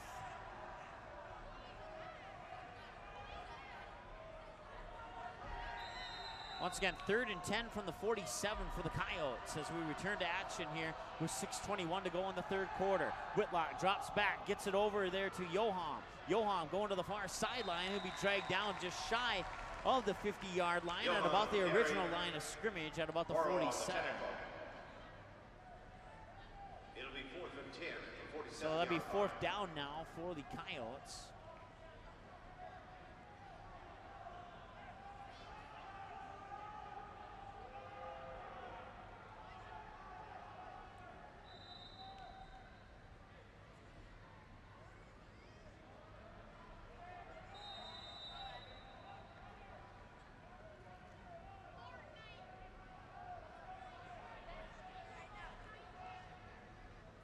Jamal Spivey is back to receive the punt. And there's the kick. Spivey will let that one drop at about the 24, pick it up on the bounce and just at the 16. He goes up into the air, falls down at about the 25. And that's where the Bruins will take over. It'll be 1st and 10 for the Bruins on their own 24-yard line.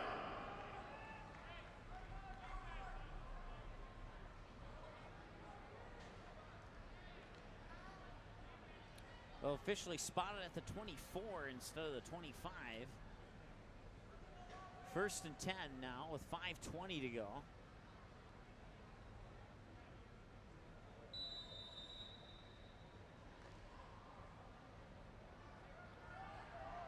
And the Bruins will break the huddle.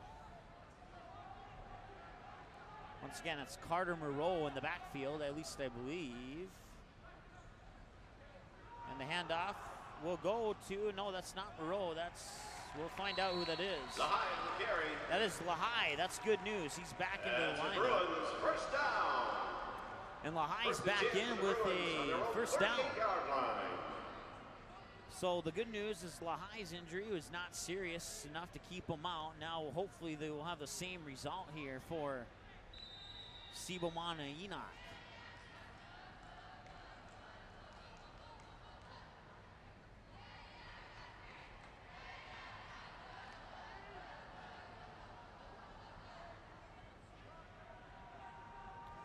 You always fear that it's an ACL tear or something like that. It's usually what happens in the first games of the season. There's a swing pass out to the near side. Breaks a tackle and it's across the 40 up near the 43-yard line. Lahai out of the backfield. So Lahai running it, and now he takes the pass, and Lahai is hurt once again. It'll be 2nd and 5 at the 43-yard line. So Lahai will come out, and I would imagine that might, well, we'll see. We'll see what the coaching staff decides to do there, but with re-aggravating whatever he got hurt the first time, I would imagine that they will keep him out to double check on that.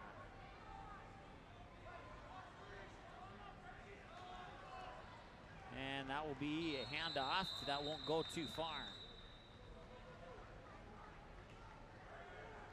So let's see if they put Moreau back in, and that's exactly who it was. Carter Moreau. It'll be 3rd. I don't have. It'll be 3rd and 4 at the 43-yard line after a gain of 6. He is a senior. Carter Moreau is a senior this year. That's what I was looking for, was those stats.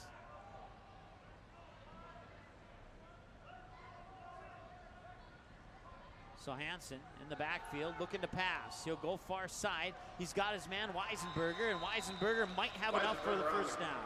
Catch. See where they spot it. It's going to be close. Will they get the 1st down? Looks like they will. Ooh, that's going to be very close. That appears to be right on the marker. Timeout for a measurement. And they will indeed bring out the chains. It's too close to call. Anybody want to bet me a cheeseburger that this is a 1st down for the Bruins? I'm just kidding. No gambling allowed here on the Indy Sports Channel.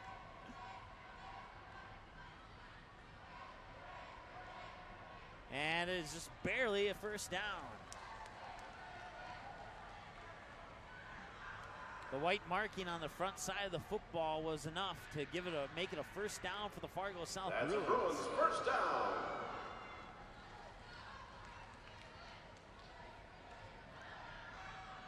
If anybody does want to give me that cheeseburger, I'll take it. We won't say anything. 3:07 and counting to go. 14-0 lead for Fargo South. Here in the third quarter of play. Hand off to Moreau. Moreau has some space. He'll bring it up to the 50, and he'll push his way up to about the 48. They may give him another yard and mark it at the 47. Nope, they'll put it at the 48. Second and 5. Second and 5 at the 47-yard line. They will say it's at the 47, but it's more like the 47 and 3/4 yard line.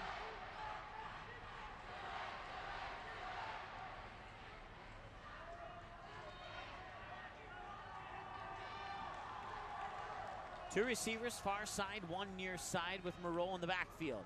Hand off to Moreau. There's some space. Moreau is up to the 40. He has a man to beat, 30, and he's out of bounds at about the 28-yard line. That'll be good for a Bruins first down. Miller pushes him out of bounds. It's a Bruins first down. First and 10 for the Bruins on the 27-yard line.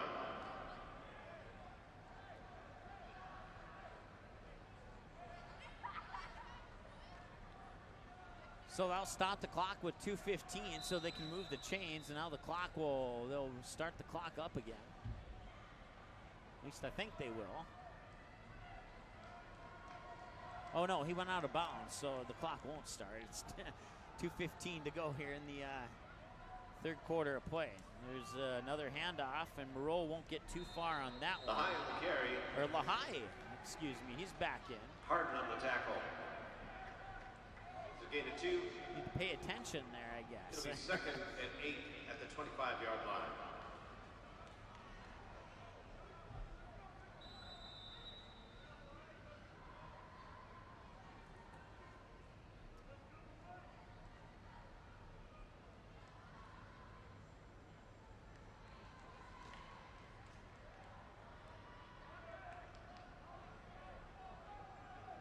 So now they'll send 3 receivers to the far side. Handoff, that's Lahai. He's got room, and he's across the 15, down near the 10. I'm guessing they'll mark it at about the 11 or 12. It's a Bruins first down. First and 10 for the Bruins at the 11-yard line. I don't think that was Lahai, actually. Let's see if I can get a jersey number on who that was. Now they'll send 3 receivers to the near side. Number 8, Robert Leslie. And a flag on the play.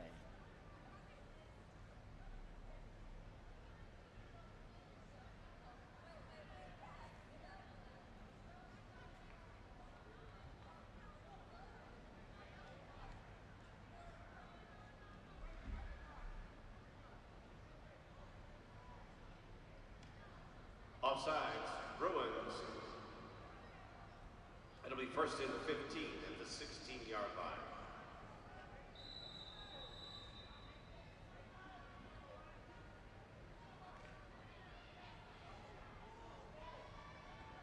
We'll make some adjustments there so our scoreboard doesn't cover up the field. Apologize for that. There's the handoff, going to the near side. He has some room and a couple men to beat, and he's into the end zone for the touchdown. 20-0 Fargo South on the touchdown run. It was a 16-yard run.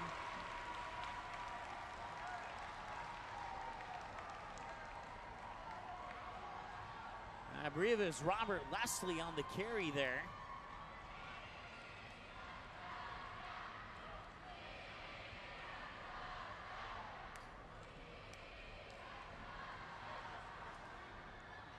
In for the point after, number 33, Gabe Horowitz. Holtney, number 19, Wyatt Hansen. The long snapper is number 55.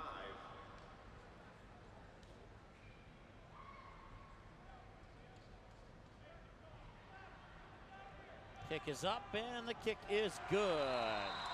It makes it 21-0, Fargo South.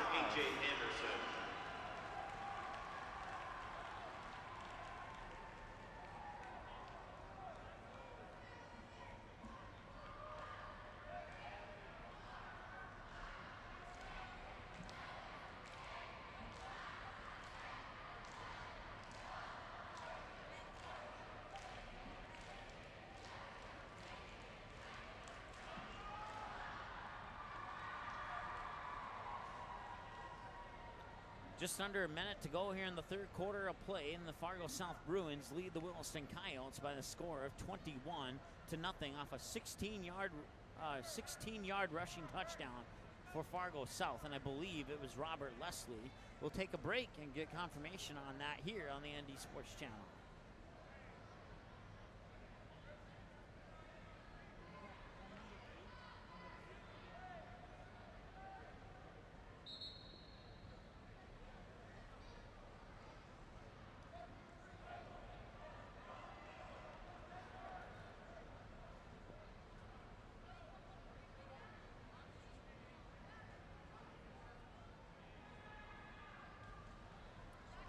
All right, we are back. 21-0 Fargo South. Robert Leslie has been confirmed on the 16-yard rushing touchdown. Gives Fargo South a 21-0 lead. Number 33, Gabe Borowitz. Gabe Borowitz will kick things off. The Coyotes, number 14, J.J. Williams.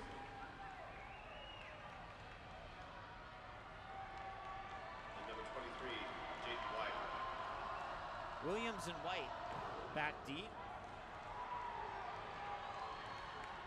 And that'll be handed off, and that is, I believe that's White. He'll sneak around a couple of defenders. Now he'll come to the near side, pushed out of bounds at about the 36-yard line.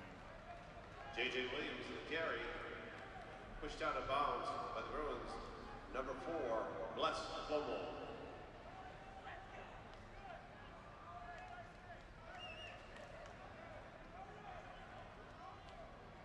It'll be first and 10 for the Coyotes on their own 37-yard line.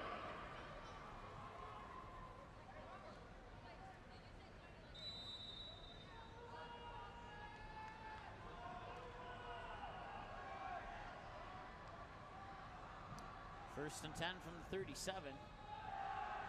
Pass out to the far side and it's dropped. Pass is incomplete. Second and 10 for the Coyotes. The Coyotes, number 3, Dayton Smith.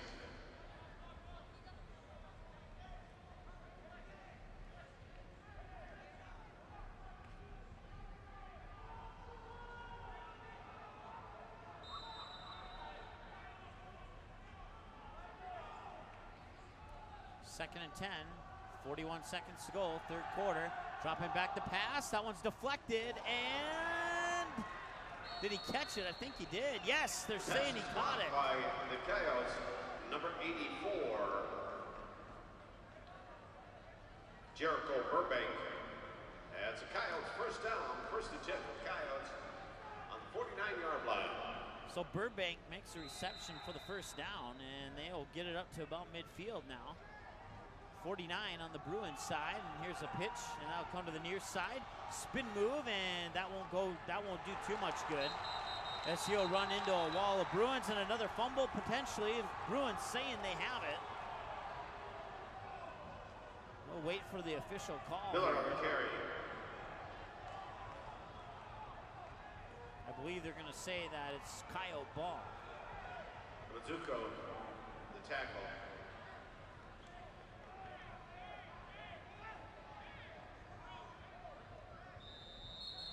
The loss of 6 will be second and 16 on the 47-yard line. And that will bring us to the end of the third quarter. It's 21-0. Fargo South leads. Back after this on the ND Sports Channel.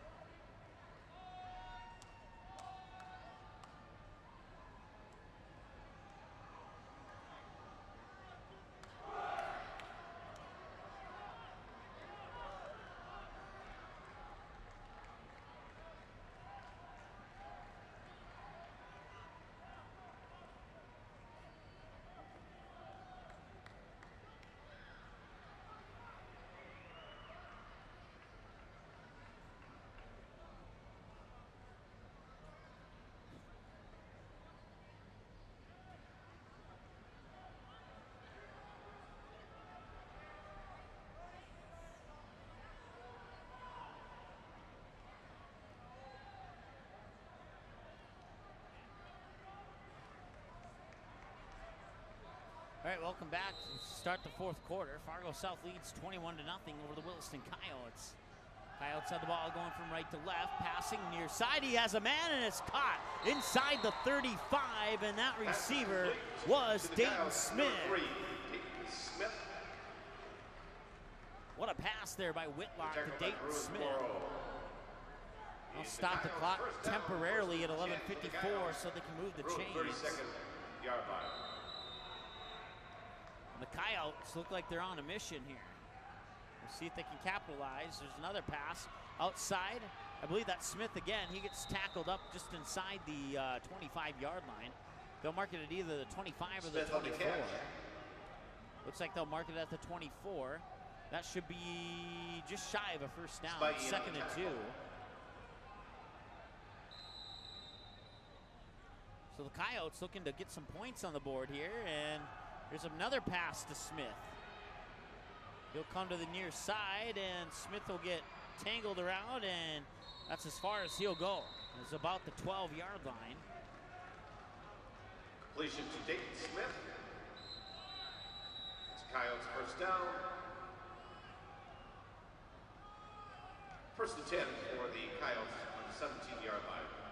And it appears we have another injured Bruin.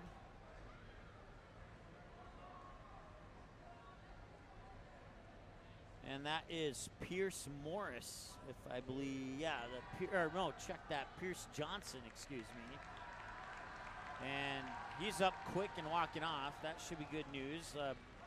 First it was the turnover bug for the Coyotes in the first half, and now the injury bug is hitting the Bruins here in the second half. Still haven't heard anything about Sibo Manaina.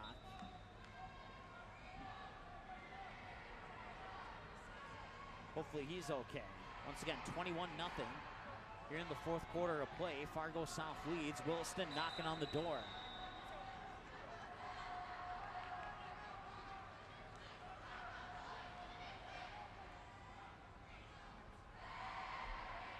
Whitlock drops back, fires, had a man, and it was intercepted. Back the other way come the Bruins, and they'll bring it back to about the 20. There's your answer. Pass is intercepted by the Bruins, number 3, Jamal Spivey. Jamal Spivey. And the Bruins first down. 1st and 10 for the Bruins at the 19-yard line. So at the 11:16 mark of the fourth quarter, Jamal Spivey will get the INT. That's another turnover for the Coyotes when they were knocking on the door looking to score. Make it 3 receivers near side, and the ball is handed off. That's Lahai, and he'll get dragged down. There'll be a loss of about 6 or 7 yards.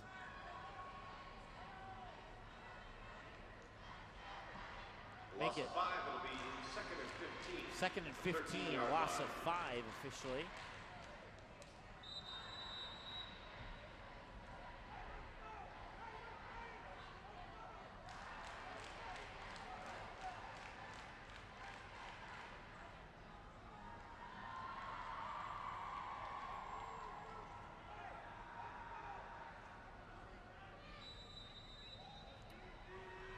The official will start the clock.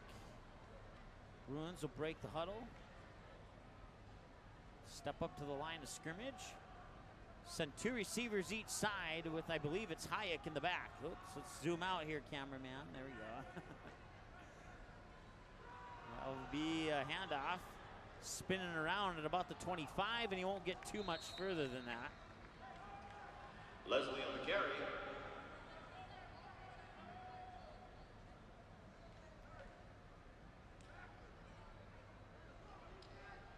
It'll be 3rd and 15 at the 17-yard line. Correction, 3rd and 12, 13 at the 17-yard line. 3rd and 13 from the 17 for the Fargo South Bruins.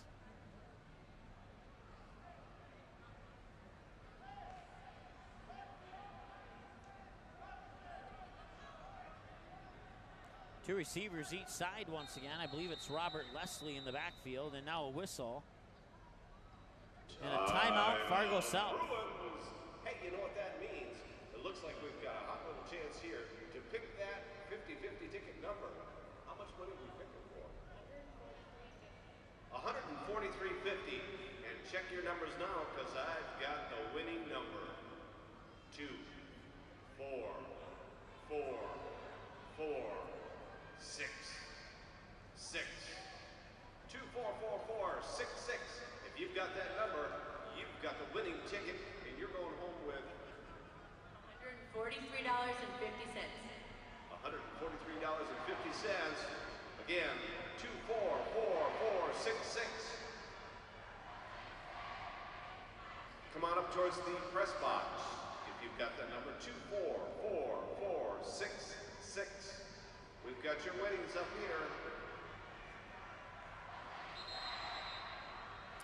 All right, well, Fargo South talk things over in the timeout. Now they'll come back out onto the field. Williston will break their huddle here, and they'll come back out on the defensive side of the ball. It is 3rd and 13 on the 17-yard line for the Fargo South Bruins. I believe Robert Leslie in the backfield there, along with Wyatt Hansen. Two receivers each side. Let's see what the Fargo South Bruins want to do here. They need to get at least 13 yards for a first down. They're looking to pass and pressure in the backfield, and Hansen goes down at about the 7-yard line. It'll be a sack for the Williston Coyotes. Hansen sacked by number 58, Caleb Doak. It'll be 4th and 20 at the 9-yard line. Indicate for the Bruins, number 9, Subumana Enoch. There we go. Good news is Sibumana Enoch is back into the lineup now for the Fargo South Bruins.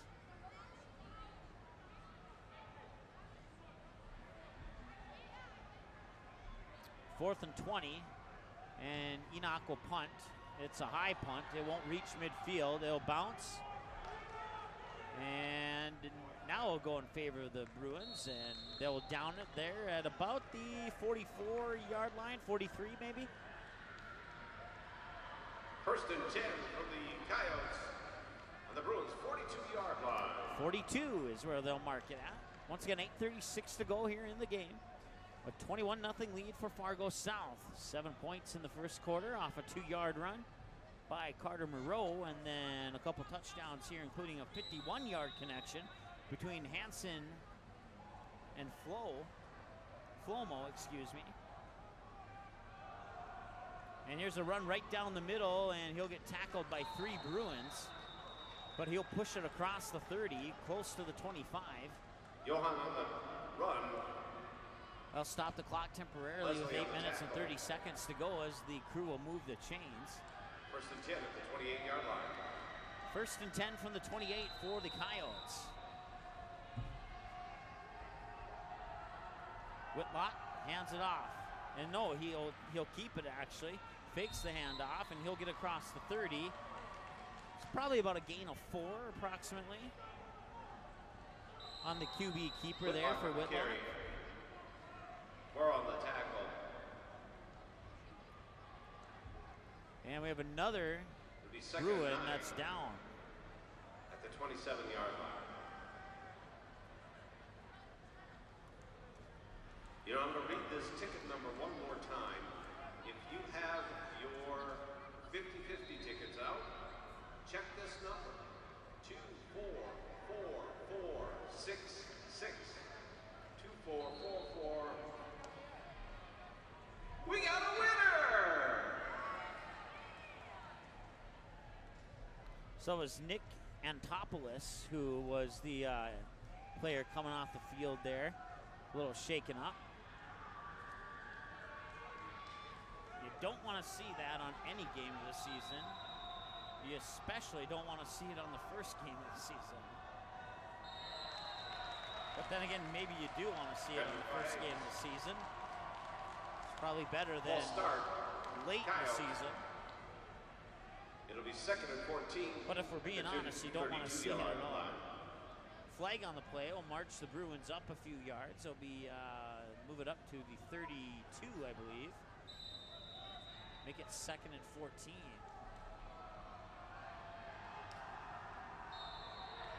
And another flag.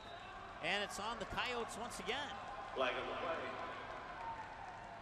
So you go from 2nd and 19 to 2nd and False 14 start, to 2nd and 9. It'll be 2nd and 19 at the Check that. 37-yard line. You know what I meant to say.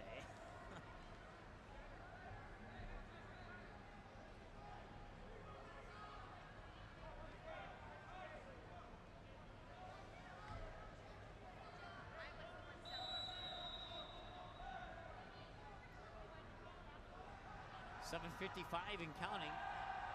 Coyotes looking to punch it in, going deep. That could be intercepted, and oh, it almost was, but it was dropped. Pass is incomplete. It was intended for the Coyotes. Number 13, Brady Doughton. It'll be 3rd and 19 at the 37-yard line.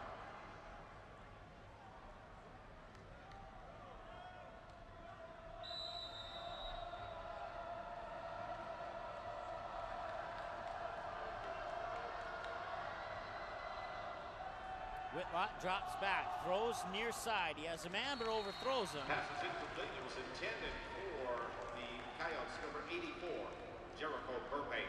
Burbank, the intended receiver there. He was being covered well there by Jamal Spiley.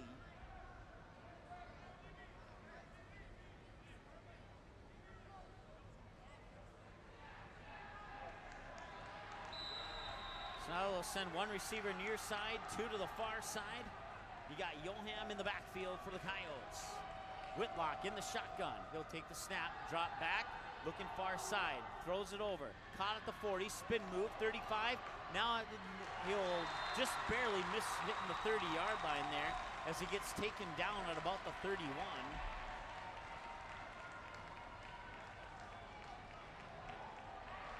Miller on the carry. Jackson on the tackle. Kyle Miller was the ball The carrier. turnover by downs. 1st and 10 for the Bruins at the 32-yard line. And that'll be a turnover on downs. And with 7:34 to go here in the 4th quarter.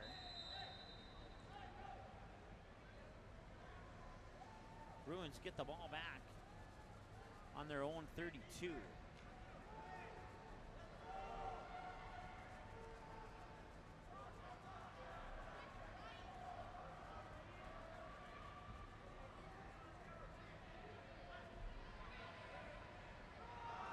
Hansen hands it off, far side, and falling down, maybe gained a yard. Leslie on the carry. Robert Leslie.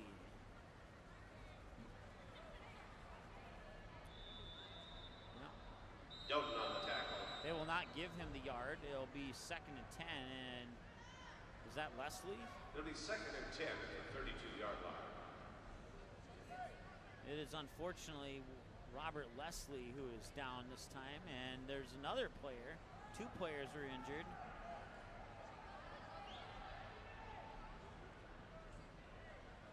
Weisenberger and Leslie both shaken up on that play there. And just not at all what you want to see here if you're a Fargo South Bruins fan.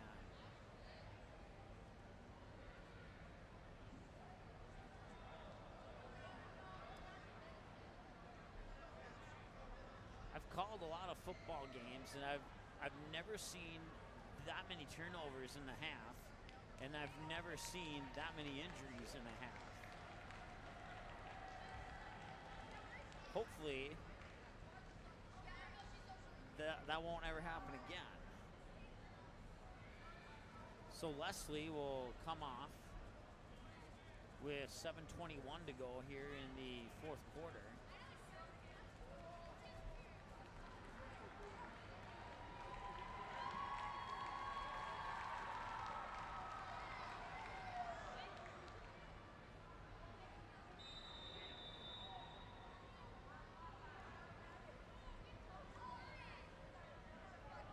So, we'll see who's in the lineup now for Fargo South as we got all the notes taken care of. And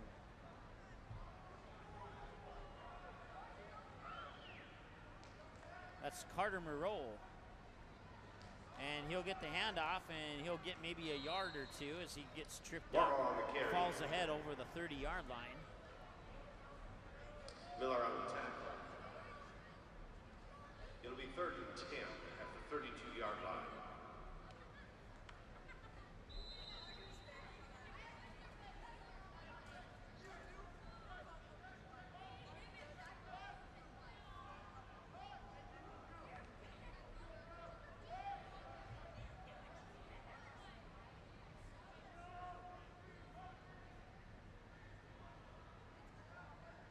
Hansen takes the snap, hands it off to Moreau. Moreau will cut back inside, cross the 35, up over the 35. Moreau on the carry. Down right around the 37-yard line. And that is indeed where they'll swat the ball. 4th and 5 at the 37-yard line. 4th down for the Bruins here. Bruins, number 9, Sibomana Enoch. Sibomana Enoch. He went down at 6:21 in the 3rd quarter with what appeared to be a serious injury, but the good news is he's out on the field and it wasn't as serious as we may have thought. Enoch will boot it away. That'll be caught at about the 26. Coming back upfield, backtracking, trying to get over the 40, but he will get taken down just in front of the 35. They'll probably mark it at about the 36, 37-yard line. Hunter on the return. 36 is where they'll spot it. Hager on the tackle. It'll be 1st and 10 for the Coyotes on their own 36-yard line.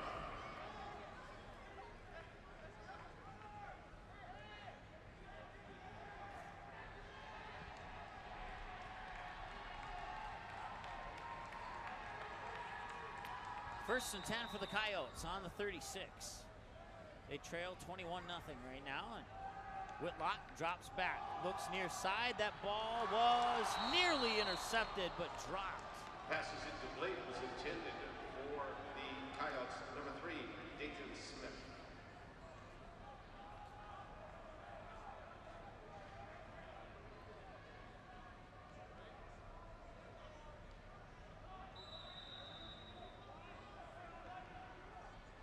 That makes it 2nd and 10 now for the Coyotes. Whitlock will hand it off this time. And that's a nice run up near the 50-yard line. I believe that may have been Johan. Yep, it was Johan. Jackson on the tackle. That'll set the ball up at the 47. Good for a Coyote first down. It's a Coyotes first down, 1st and 10 at the 47-yard line. 2 receivers near side, and that one's dropped. Incomplete pass. The pass was intended for number 7. Kyle Miller was the intended receiver there. 2nd and 10 at the 47-yard line. That sets up 2nd and 10.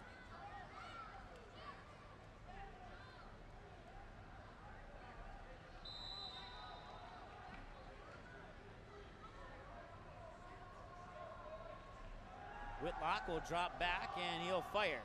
And it's intercepted. Across the 50, at the 40, and he may go all the way, tiptoeing on the sideline. He gets taken down just inside the 20. John Farr, I believe that's his, I know it's his 2nd. It might be his 3rd interception of the game. It's 1st and 10 for the Bruins at the 20-yard line.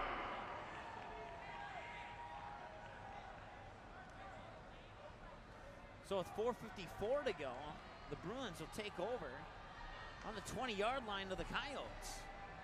After the interception and the nice return there by John Farr, who tiptoed down the sideline, and had he not had to tiptoe, he may have had enough momentum to get by the defenders and take it into the end zone for a pick 6. But unfortunately, that tiptoe allowed the Coyotes defenders to get there and make sure that he didn't get any further than the 20. So right on the edge of the red zone are the Fargo South Bruins with a 21-0 lead, looking to add to that. Whitlock will hand it off. And barreling right down the middle towards the 15 was, I want to say it was Anthony Pay. Pay on the carry. It's gain of 2. It'll be 2nd and 8 at the 18-yard line. So it was indeed Anthony Pay, jersey number 22 there for the Fargo South Bruins. Once again, 4:27 and counting to go here in the fourth quarter of play. 21-0 lead here for the Fargo South Bruins. Send 3 receivers to the far side. And Pay in the backfield. Pay will get the handoff. He's over the 15. And that's about as far as he'll get. On the carry, a host of coyotes on the tackle. He'll gain about 3 on that. Should set up about a 3rd and 5, maybe a 3rd and 6. We'll see. 3rd and 8. I mean, yeah, 3rd and 5. 3rd and 5 at the 14-yard line.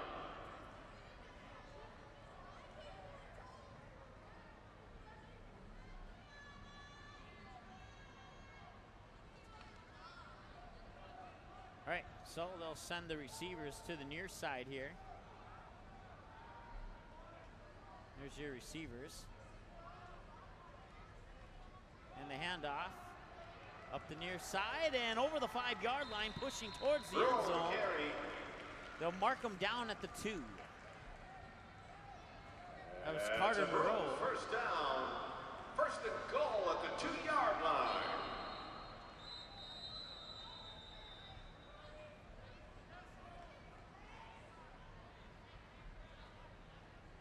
And we have another Bruin down.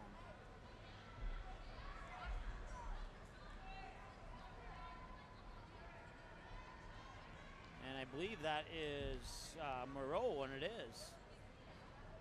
So Moreau will come out hobbling. And when he gets outside, he will sit down.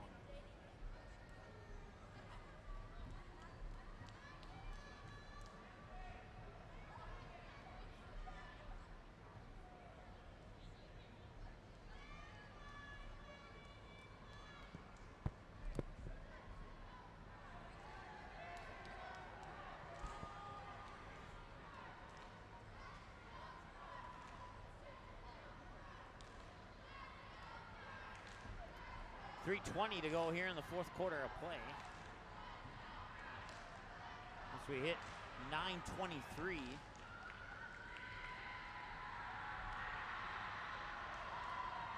First and goal from the 2 for the Fargo South Bruins. Clock will start now, 3:17 and counting.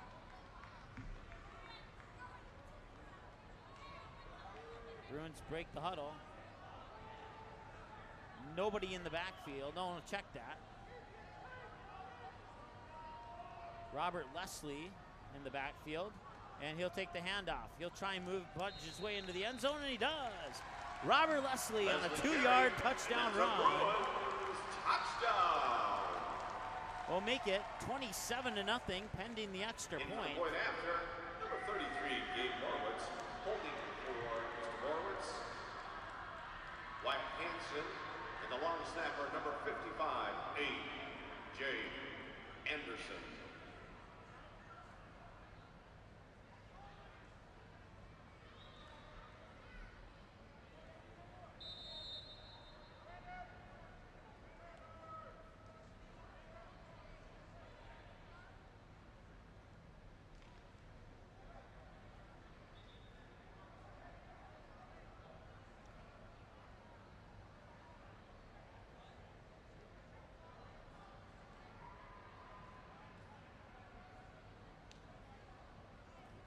I'm trying to determine, I think that's still the Fargo South player that went out a little bit ago.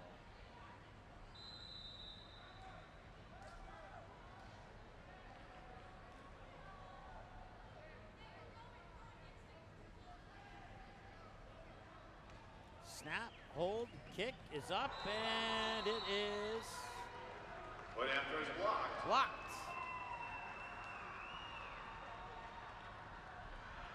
So remain 27-0.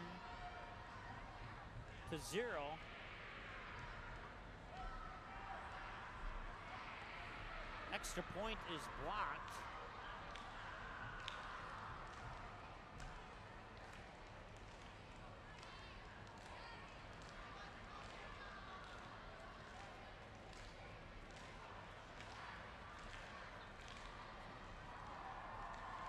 we'll get set for a kickoff here from Gate Citibank Field in Fargo, North Fargo.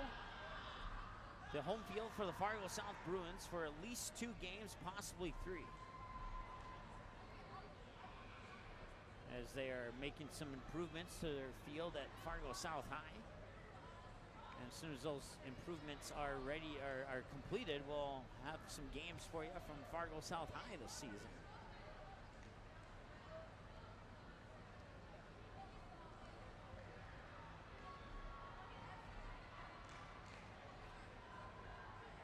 (27-0).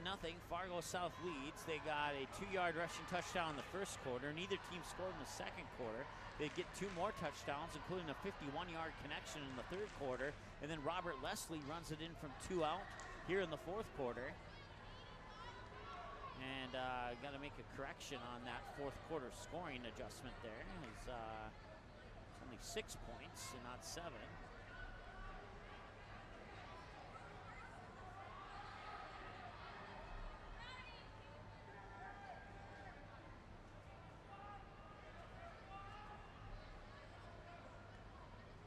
Jericho Burbank, I believe. No, check that. I'm looking at the wrong roster here. Gabe Burowicz, the kicker for Fargo South.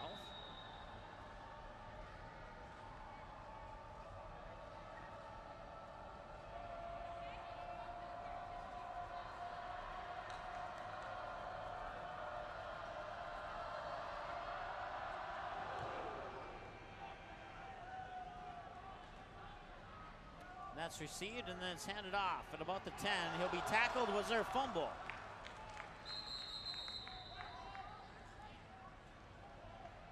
If there was a fumble, it was recovered by the Coyotes.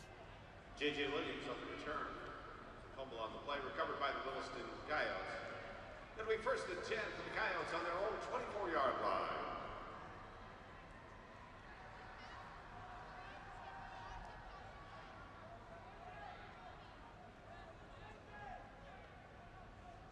.248 to go here in the fourth quarter of play. Once again, a 27-0 lead for the Fargo South Bruins over the Williston Coyotes. Coyotes have the ball first and 10 on their own 24-yard line. 2 receivers, make it 3 receivers far side and 1 near side. They'll drop back the pass, they'll throw. That's Yoham at the 20, now at the 30, makes a move, across the 35, out of bounds at about the 40, 41-yard line. Johan on completion. Pushed out of bounds by the Bruins, number 22, Anthony Payne.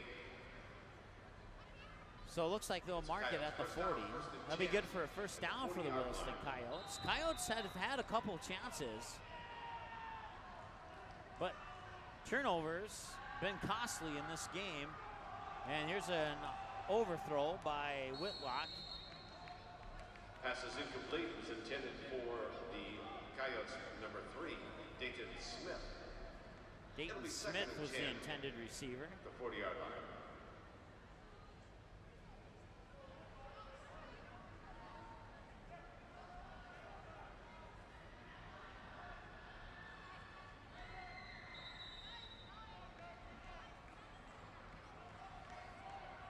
And here's another pass. That's to Yoham.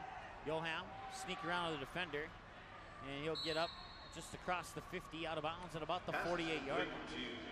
The Coyotes number 7. Now check that, it was not Yoham, it was Kyle Miller. Ridden out of bounds by the Bruins, number 34.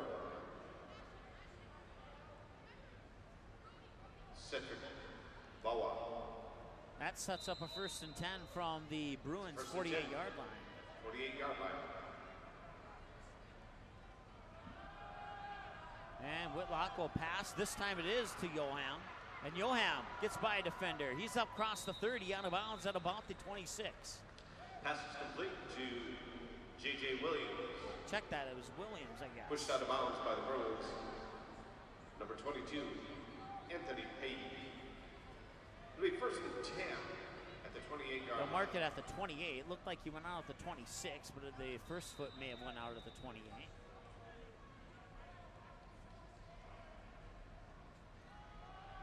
And there's a handoff, and that'll go up the far side and just outside of the 20, maybe Johan right with on the the carry. 20. And there we go. As soon as I don't mention his name, he carries it. Johan with the carry there. I'm up, Williston. So the Williston Coyotes will talk this one over with 2:04 to go here in the fourth quarter of play. The Fargo South Bruins lead the Williston Coyotes by the score of 27-0. Back after this timeout here on the ND Sports Channel.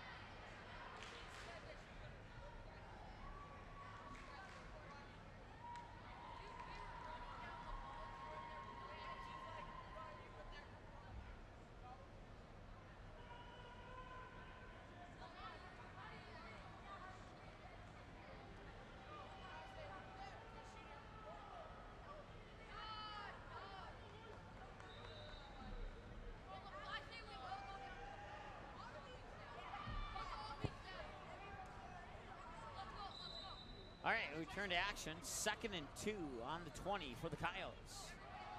Handoff, and I believe that's Johan. And he'll sneak it across the 20 to about the 19.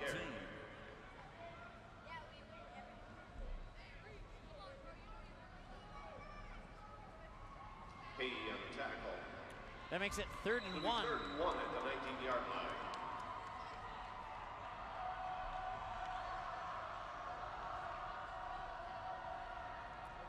Fake the handoff, and he's going to come near side.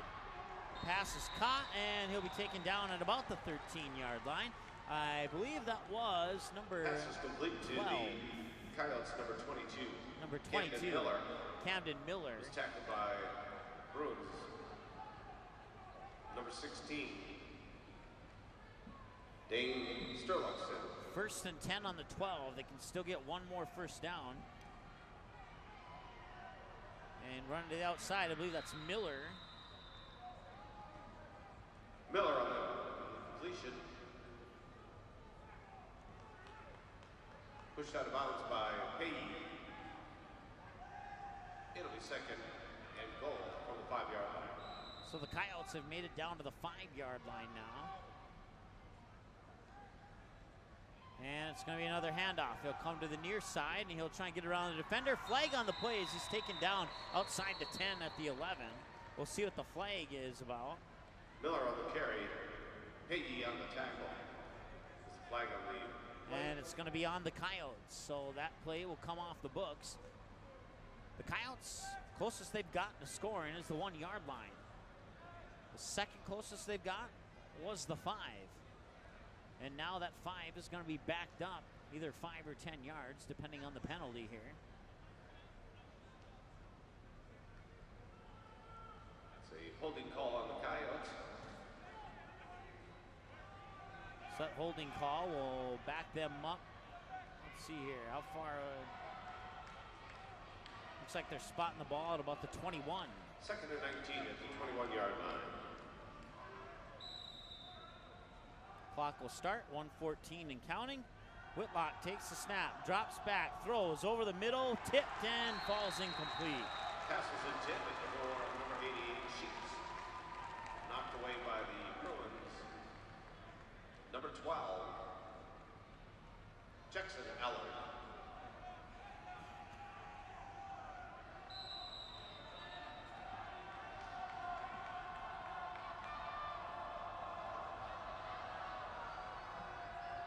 Whitlock will drop back, pass over the middle. He's got his man in. Did he hang on to it? He did. It's a touchdown. To number 3, Dayton Smith. And that's a Coyotes touchdown.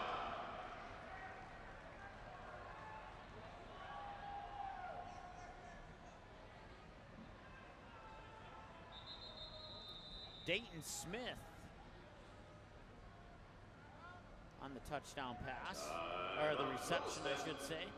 And Williston Coyotes will take a timeout here as they will probably talk over if they want to go for 2 or 1. Really, with a minute 2 left and 27-6. Might as well go for 2 and get the practice in.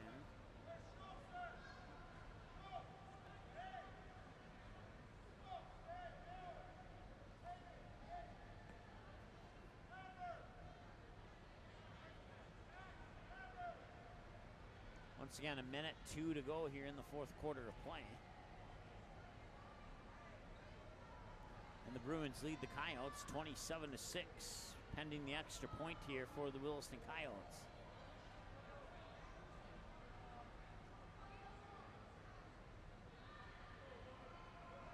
Looks like they are indeed going to go for 2. They'll send 2 receivers to each side of the field.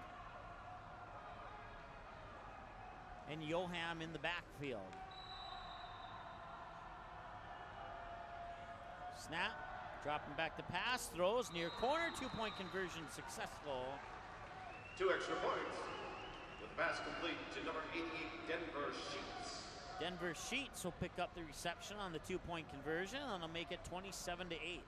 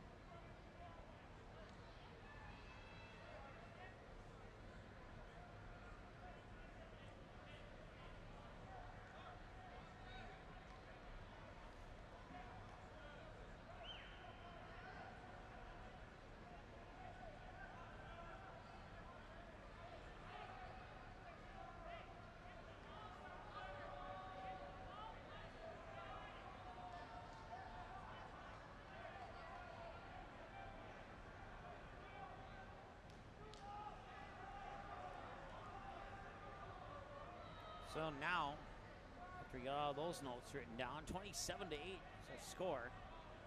Williston will kick off with 1:02 remaining in the game. And it'll be a short kick. And it'll be caught at about the 27. They'll bring it across the 35, the 40, and he'll sneak it across the 40 to about the 41-42 yard line. Allard on the return. It'll be 1st and 10 for the Bruins on their own 41-yard line.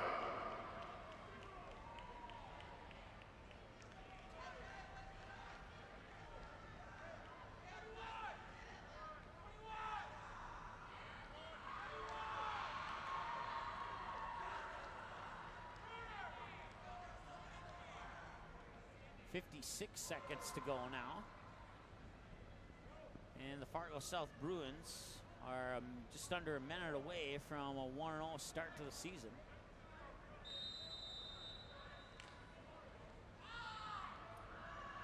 Fargo South defeated the Coyotes 28-0 on opening day last year. That game was in Williston.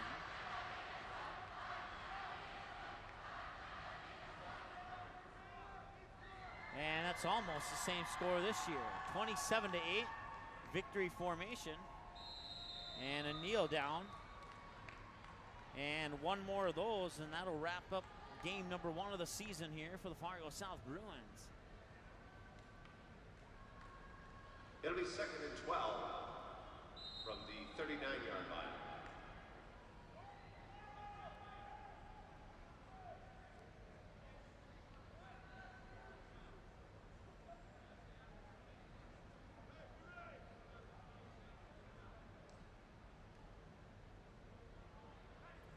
And one more snap, and that should do it. 3rd and 14, but it will not matter. 15 seconds to go. That'll wrap up the game. Your final score is 10 seconds away from being official. 27-8 in 3, 2, 1. And the Fargo South Bruins are 1-0 on the season with a 27-8 win over the Williston Coyotes. We'll take a short time out. We'll look at some of the notes and come back with your post-game show here in just a few moments here on the ND Sports Channel. Carefully on your way home. Remember, wearing your seatbelt, buckle up. Every time, it saves lives. Good night and good day.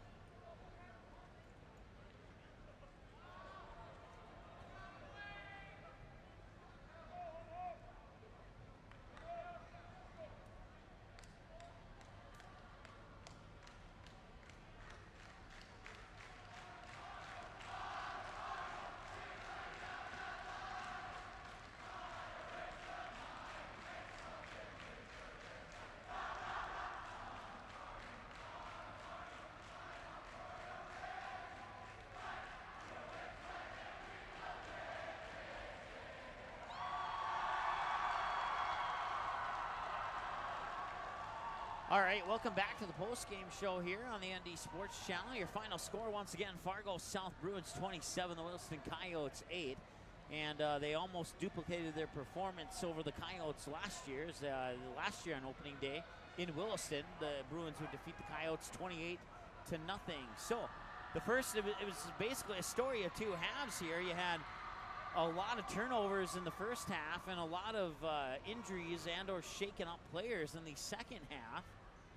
But let's see here, grand total, I forgot to add up the two numbers here. Only 2 turnovers according to my numbers in the second half, both of them on the Coyotes side of the ball. That would give the Coyotes unofficially here 5, 6, 7, 8, 9, 10, 11 turnovers. And if unless I forgot or unless I missed something, the Bruins didn't turn over at all in that second half. They would end the game with a total of 3 turnovers.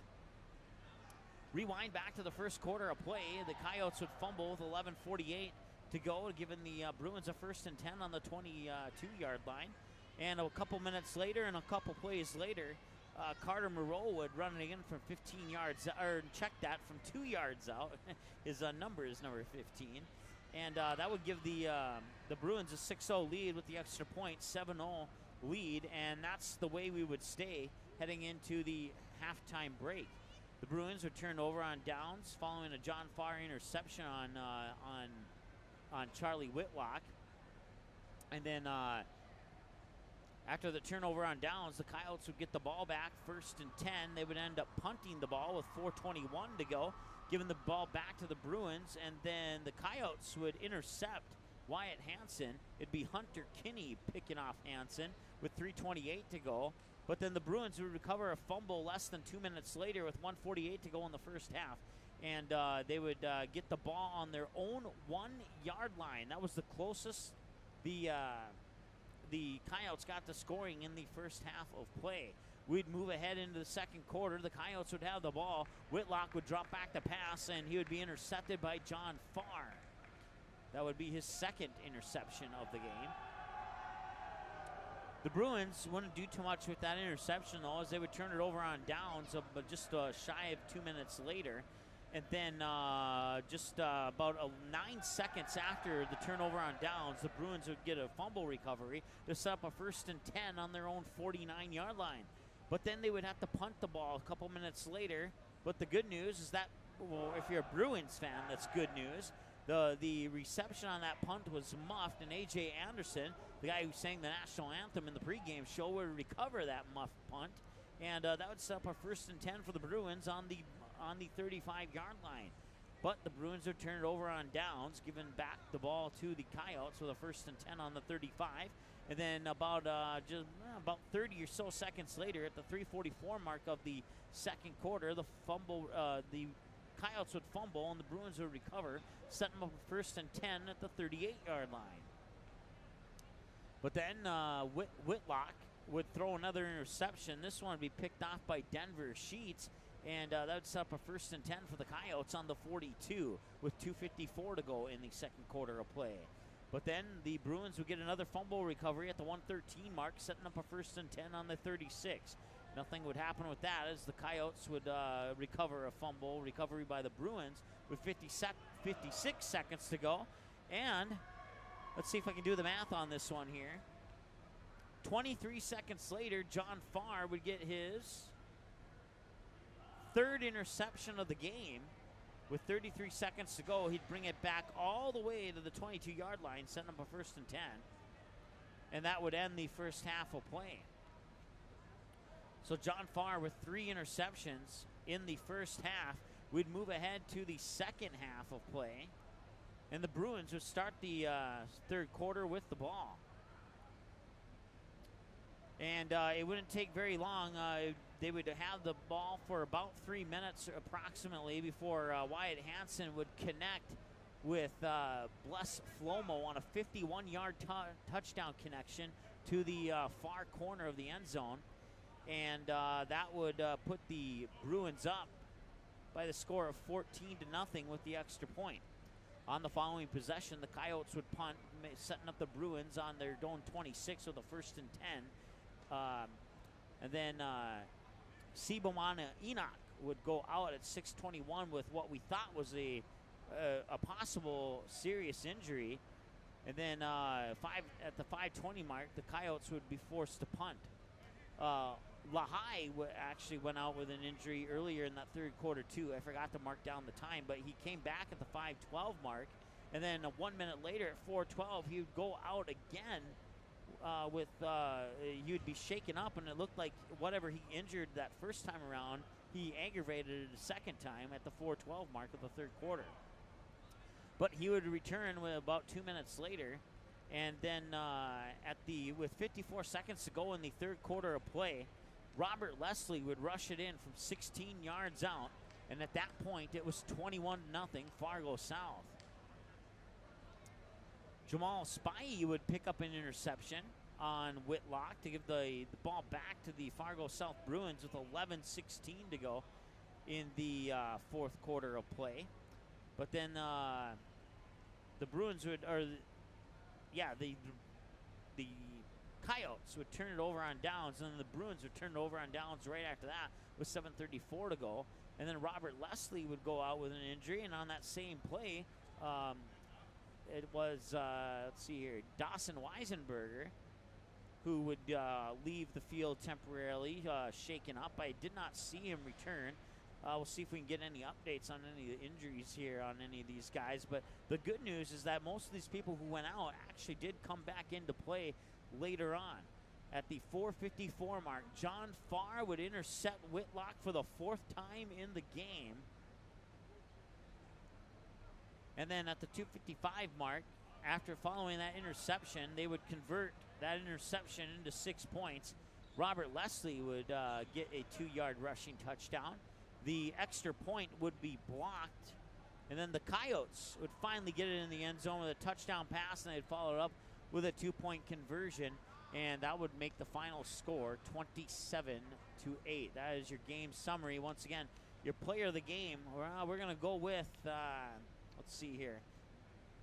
Should be an easy call. We're going to go with John Farr. Once again, he picked off Charlie Whitlock 4 times in this game. And it was definitely the turnovers definitely played a role in the end result of the game. And even though there was a lot of turnovers in this game, it was the Coyotes who would be haunted by those turnovers. And they would fall to the Fargo South Bruins 8-6. So the Bruins improved to 1-0 on the season. Williston Coyotes fall to 0-1 to start the season. Both teams starting off the season this year the same way they started off last year. 1-0 for the Bruins, 0-1 for the Coyotes. We'll see if the Coyotes can flip that around in their next game. And their next game will be against the Fargo North Spartans next Friday night, and then the Fargo South Bruins will have their next game in Mandan. Friday, September 1st. That'll be a road game in Mandan, and we will have that game for you here on the ND Sports Channel. We will make the trip over to Mandan, and then I'll just spend the night there on August 31st. And on Saturday, I got my cousin's wedding, so that worked out perfectly for the road game. That's the only true road game of the year for Fargo South, and otherwise it's just trips to Fargo North and West Fargo for their remaining road games of the year. They'll have at least one more, maybe two more games here at Gate City Bank Field, and then they'll go back to their true home field at Fargo South High School. Mike Mason getting ready to sign off here. Once again, I want to say thanks to our sponsors, including Quality Home Restorations and Game Time. I want to say a special thanks to the crew here at the Fargo Dome for allowing us to set up, and also a special thanks to the Fargo South Booster Club for helping making this broadcast possible. Once again, we'll have our next Fargo South football broadcast to wrap up the month of August against the Mandan Braves in Mandan from the Starion Complex in Mandan. They're looking forward to that. It'll be the first time I've ever done a game at the Starion Complex in Mandan. And you can check our website, ndsportschannel.com. Click on the schedule button, and you'll see the upcoming games. We'll have Fargo North volleyball for you. And I think there's another Fargo Davie soccer game squeezed in there, too. I can't recall off the top of my head without looking at it. I don't have it in front of me at the moment. But we have the complete fall schedule up there on our website at ndsportschannel.com. And don't forget, replay of this game will be available within 24 hours after our sign-off here, which is coming up in moments. Once again, one more thank you to our sponsors, including Quality Home Restorations, Game Time, the Fargo South Booster Club, and a shout-out to the crew here at the Fargo Dome for allowing us to set up. We'll be back here at the Fargo Dome on approximately, I want to say September 6th. I believe that's the Friday. It's the 6th or 7th. And I believe that's the game against Grand Forks Red River right here at the Gate City Bank Field at the Fargo Dome here in North Fargo. Final score one more time, Fargo South Bruins 27, Williston Coyotes 8. That'll wrap it up here for this broadcast from the Gate City Bank Field in the Fargo Dome. Mike Mason signing off on the ND Sports Channel. Have a great evening. We'll talk to you next week here on the ND Sports Channel.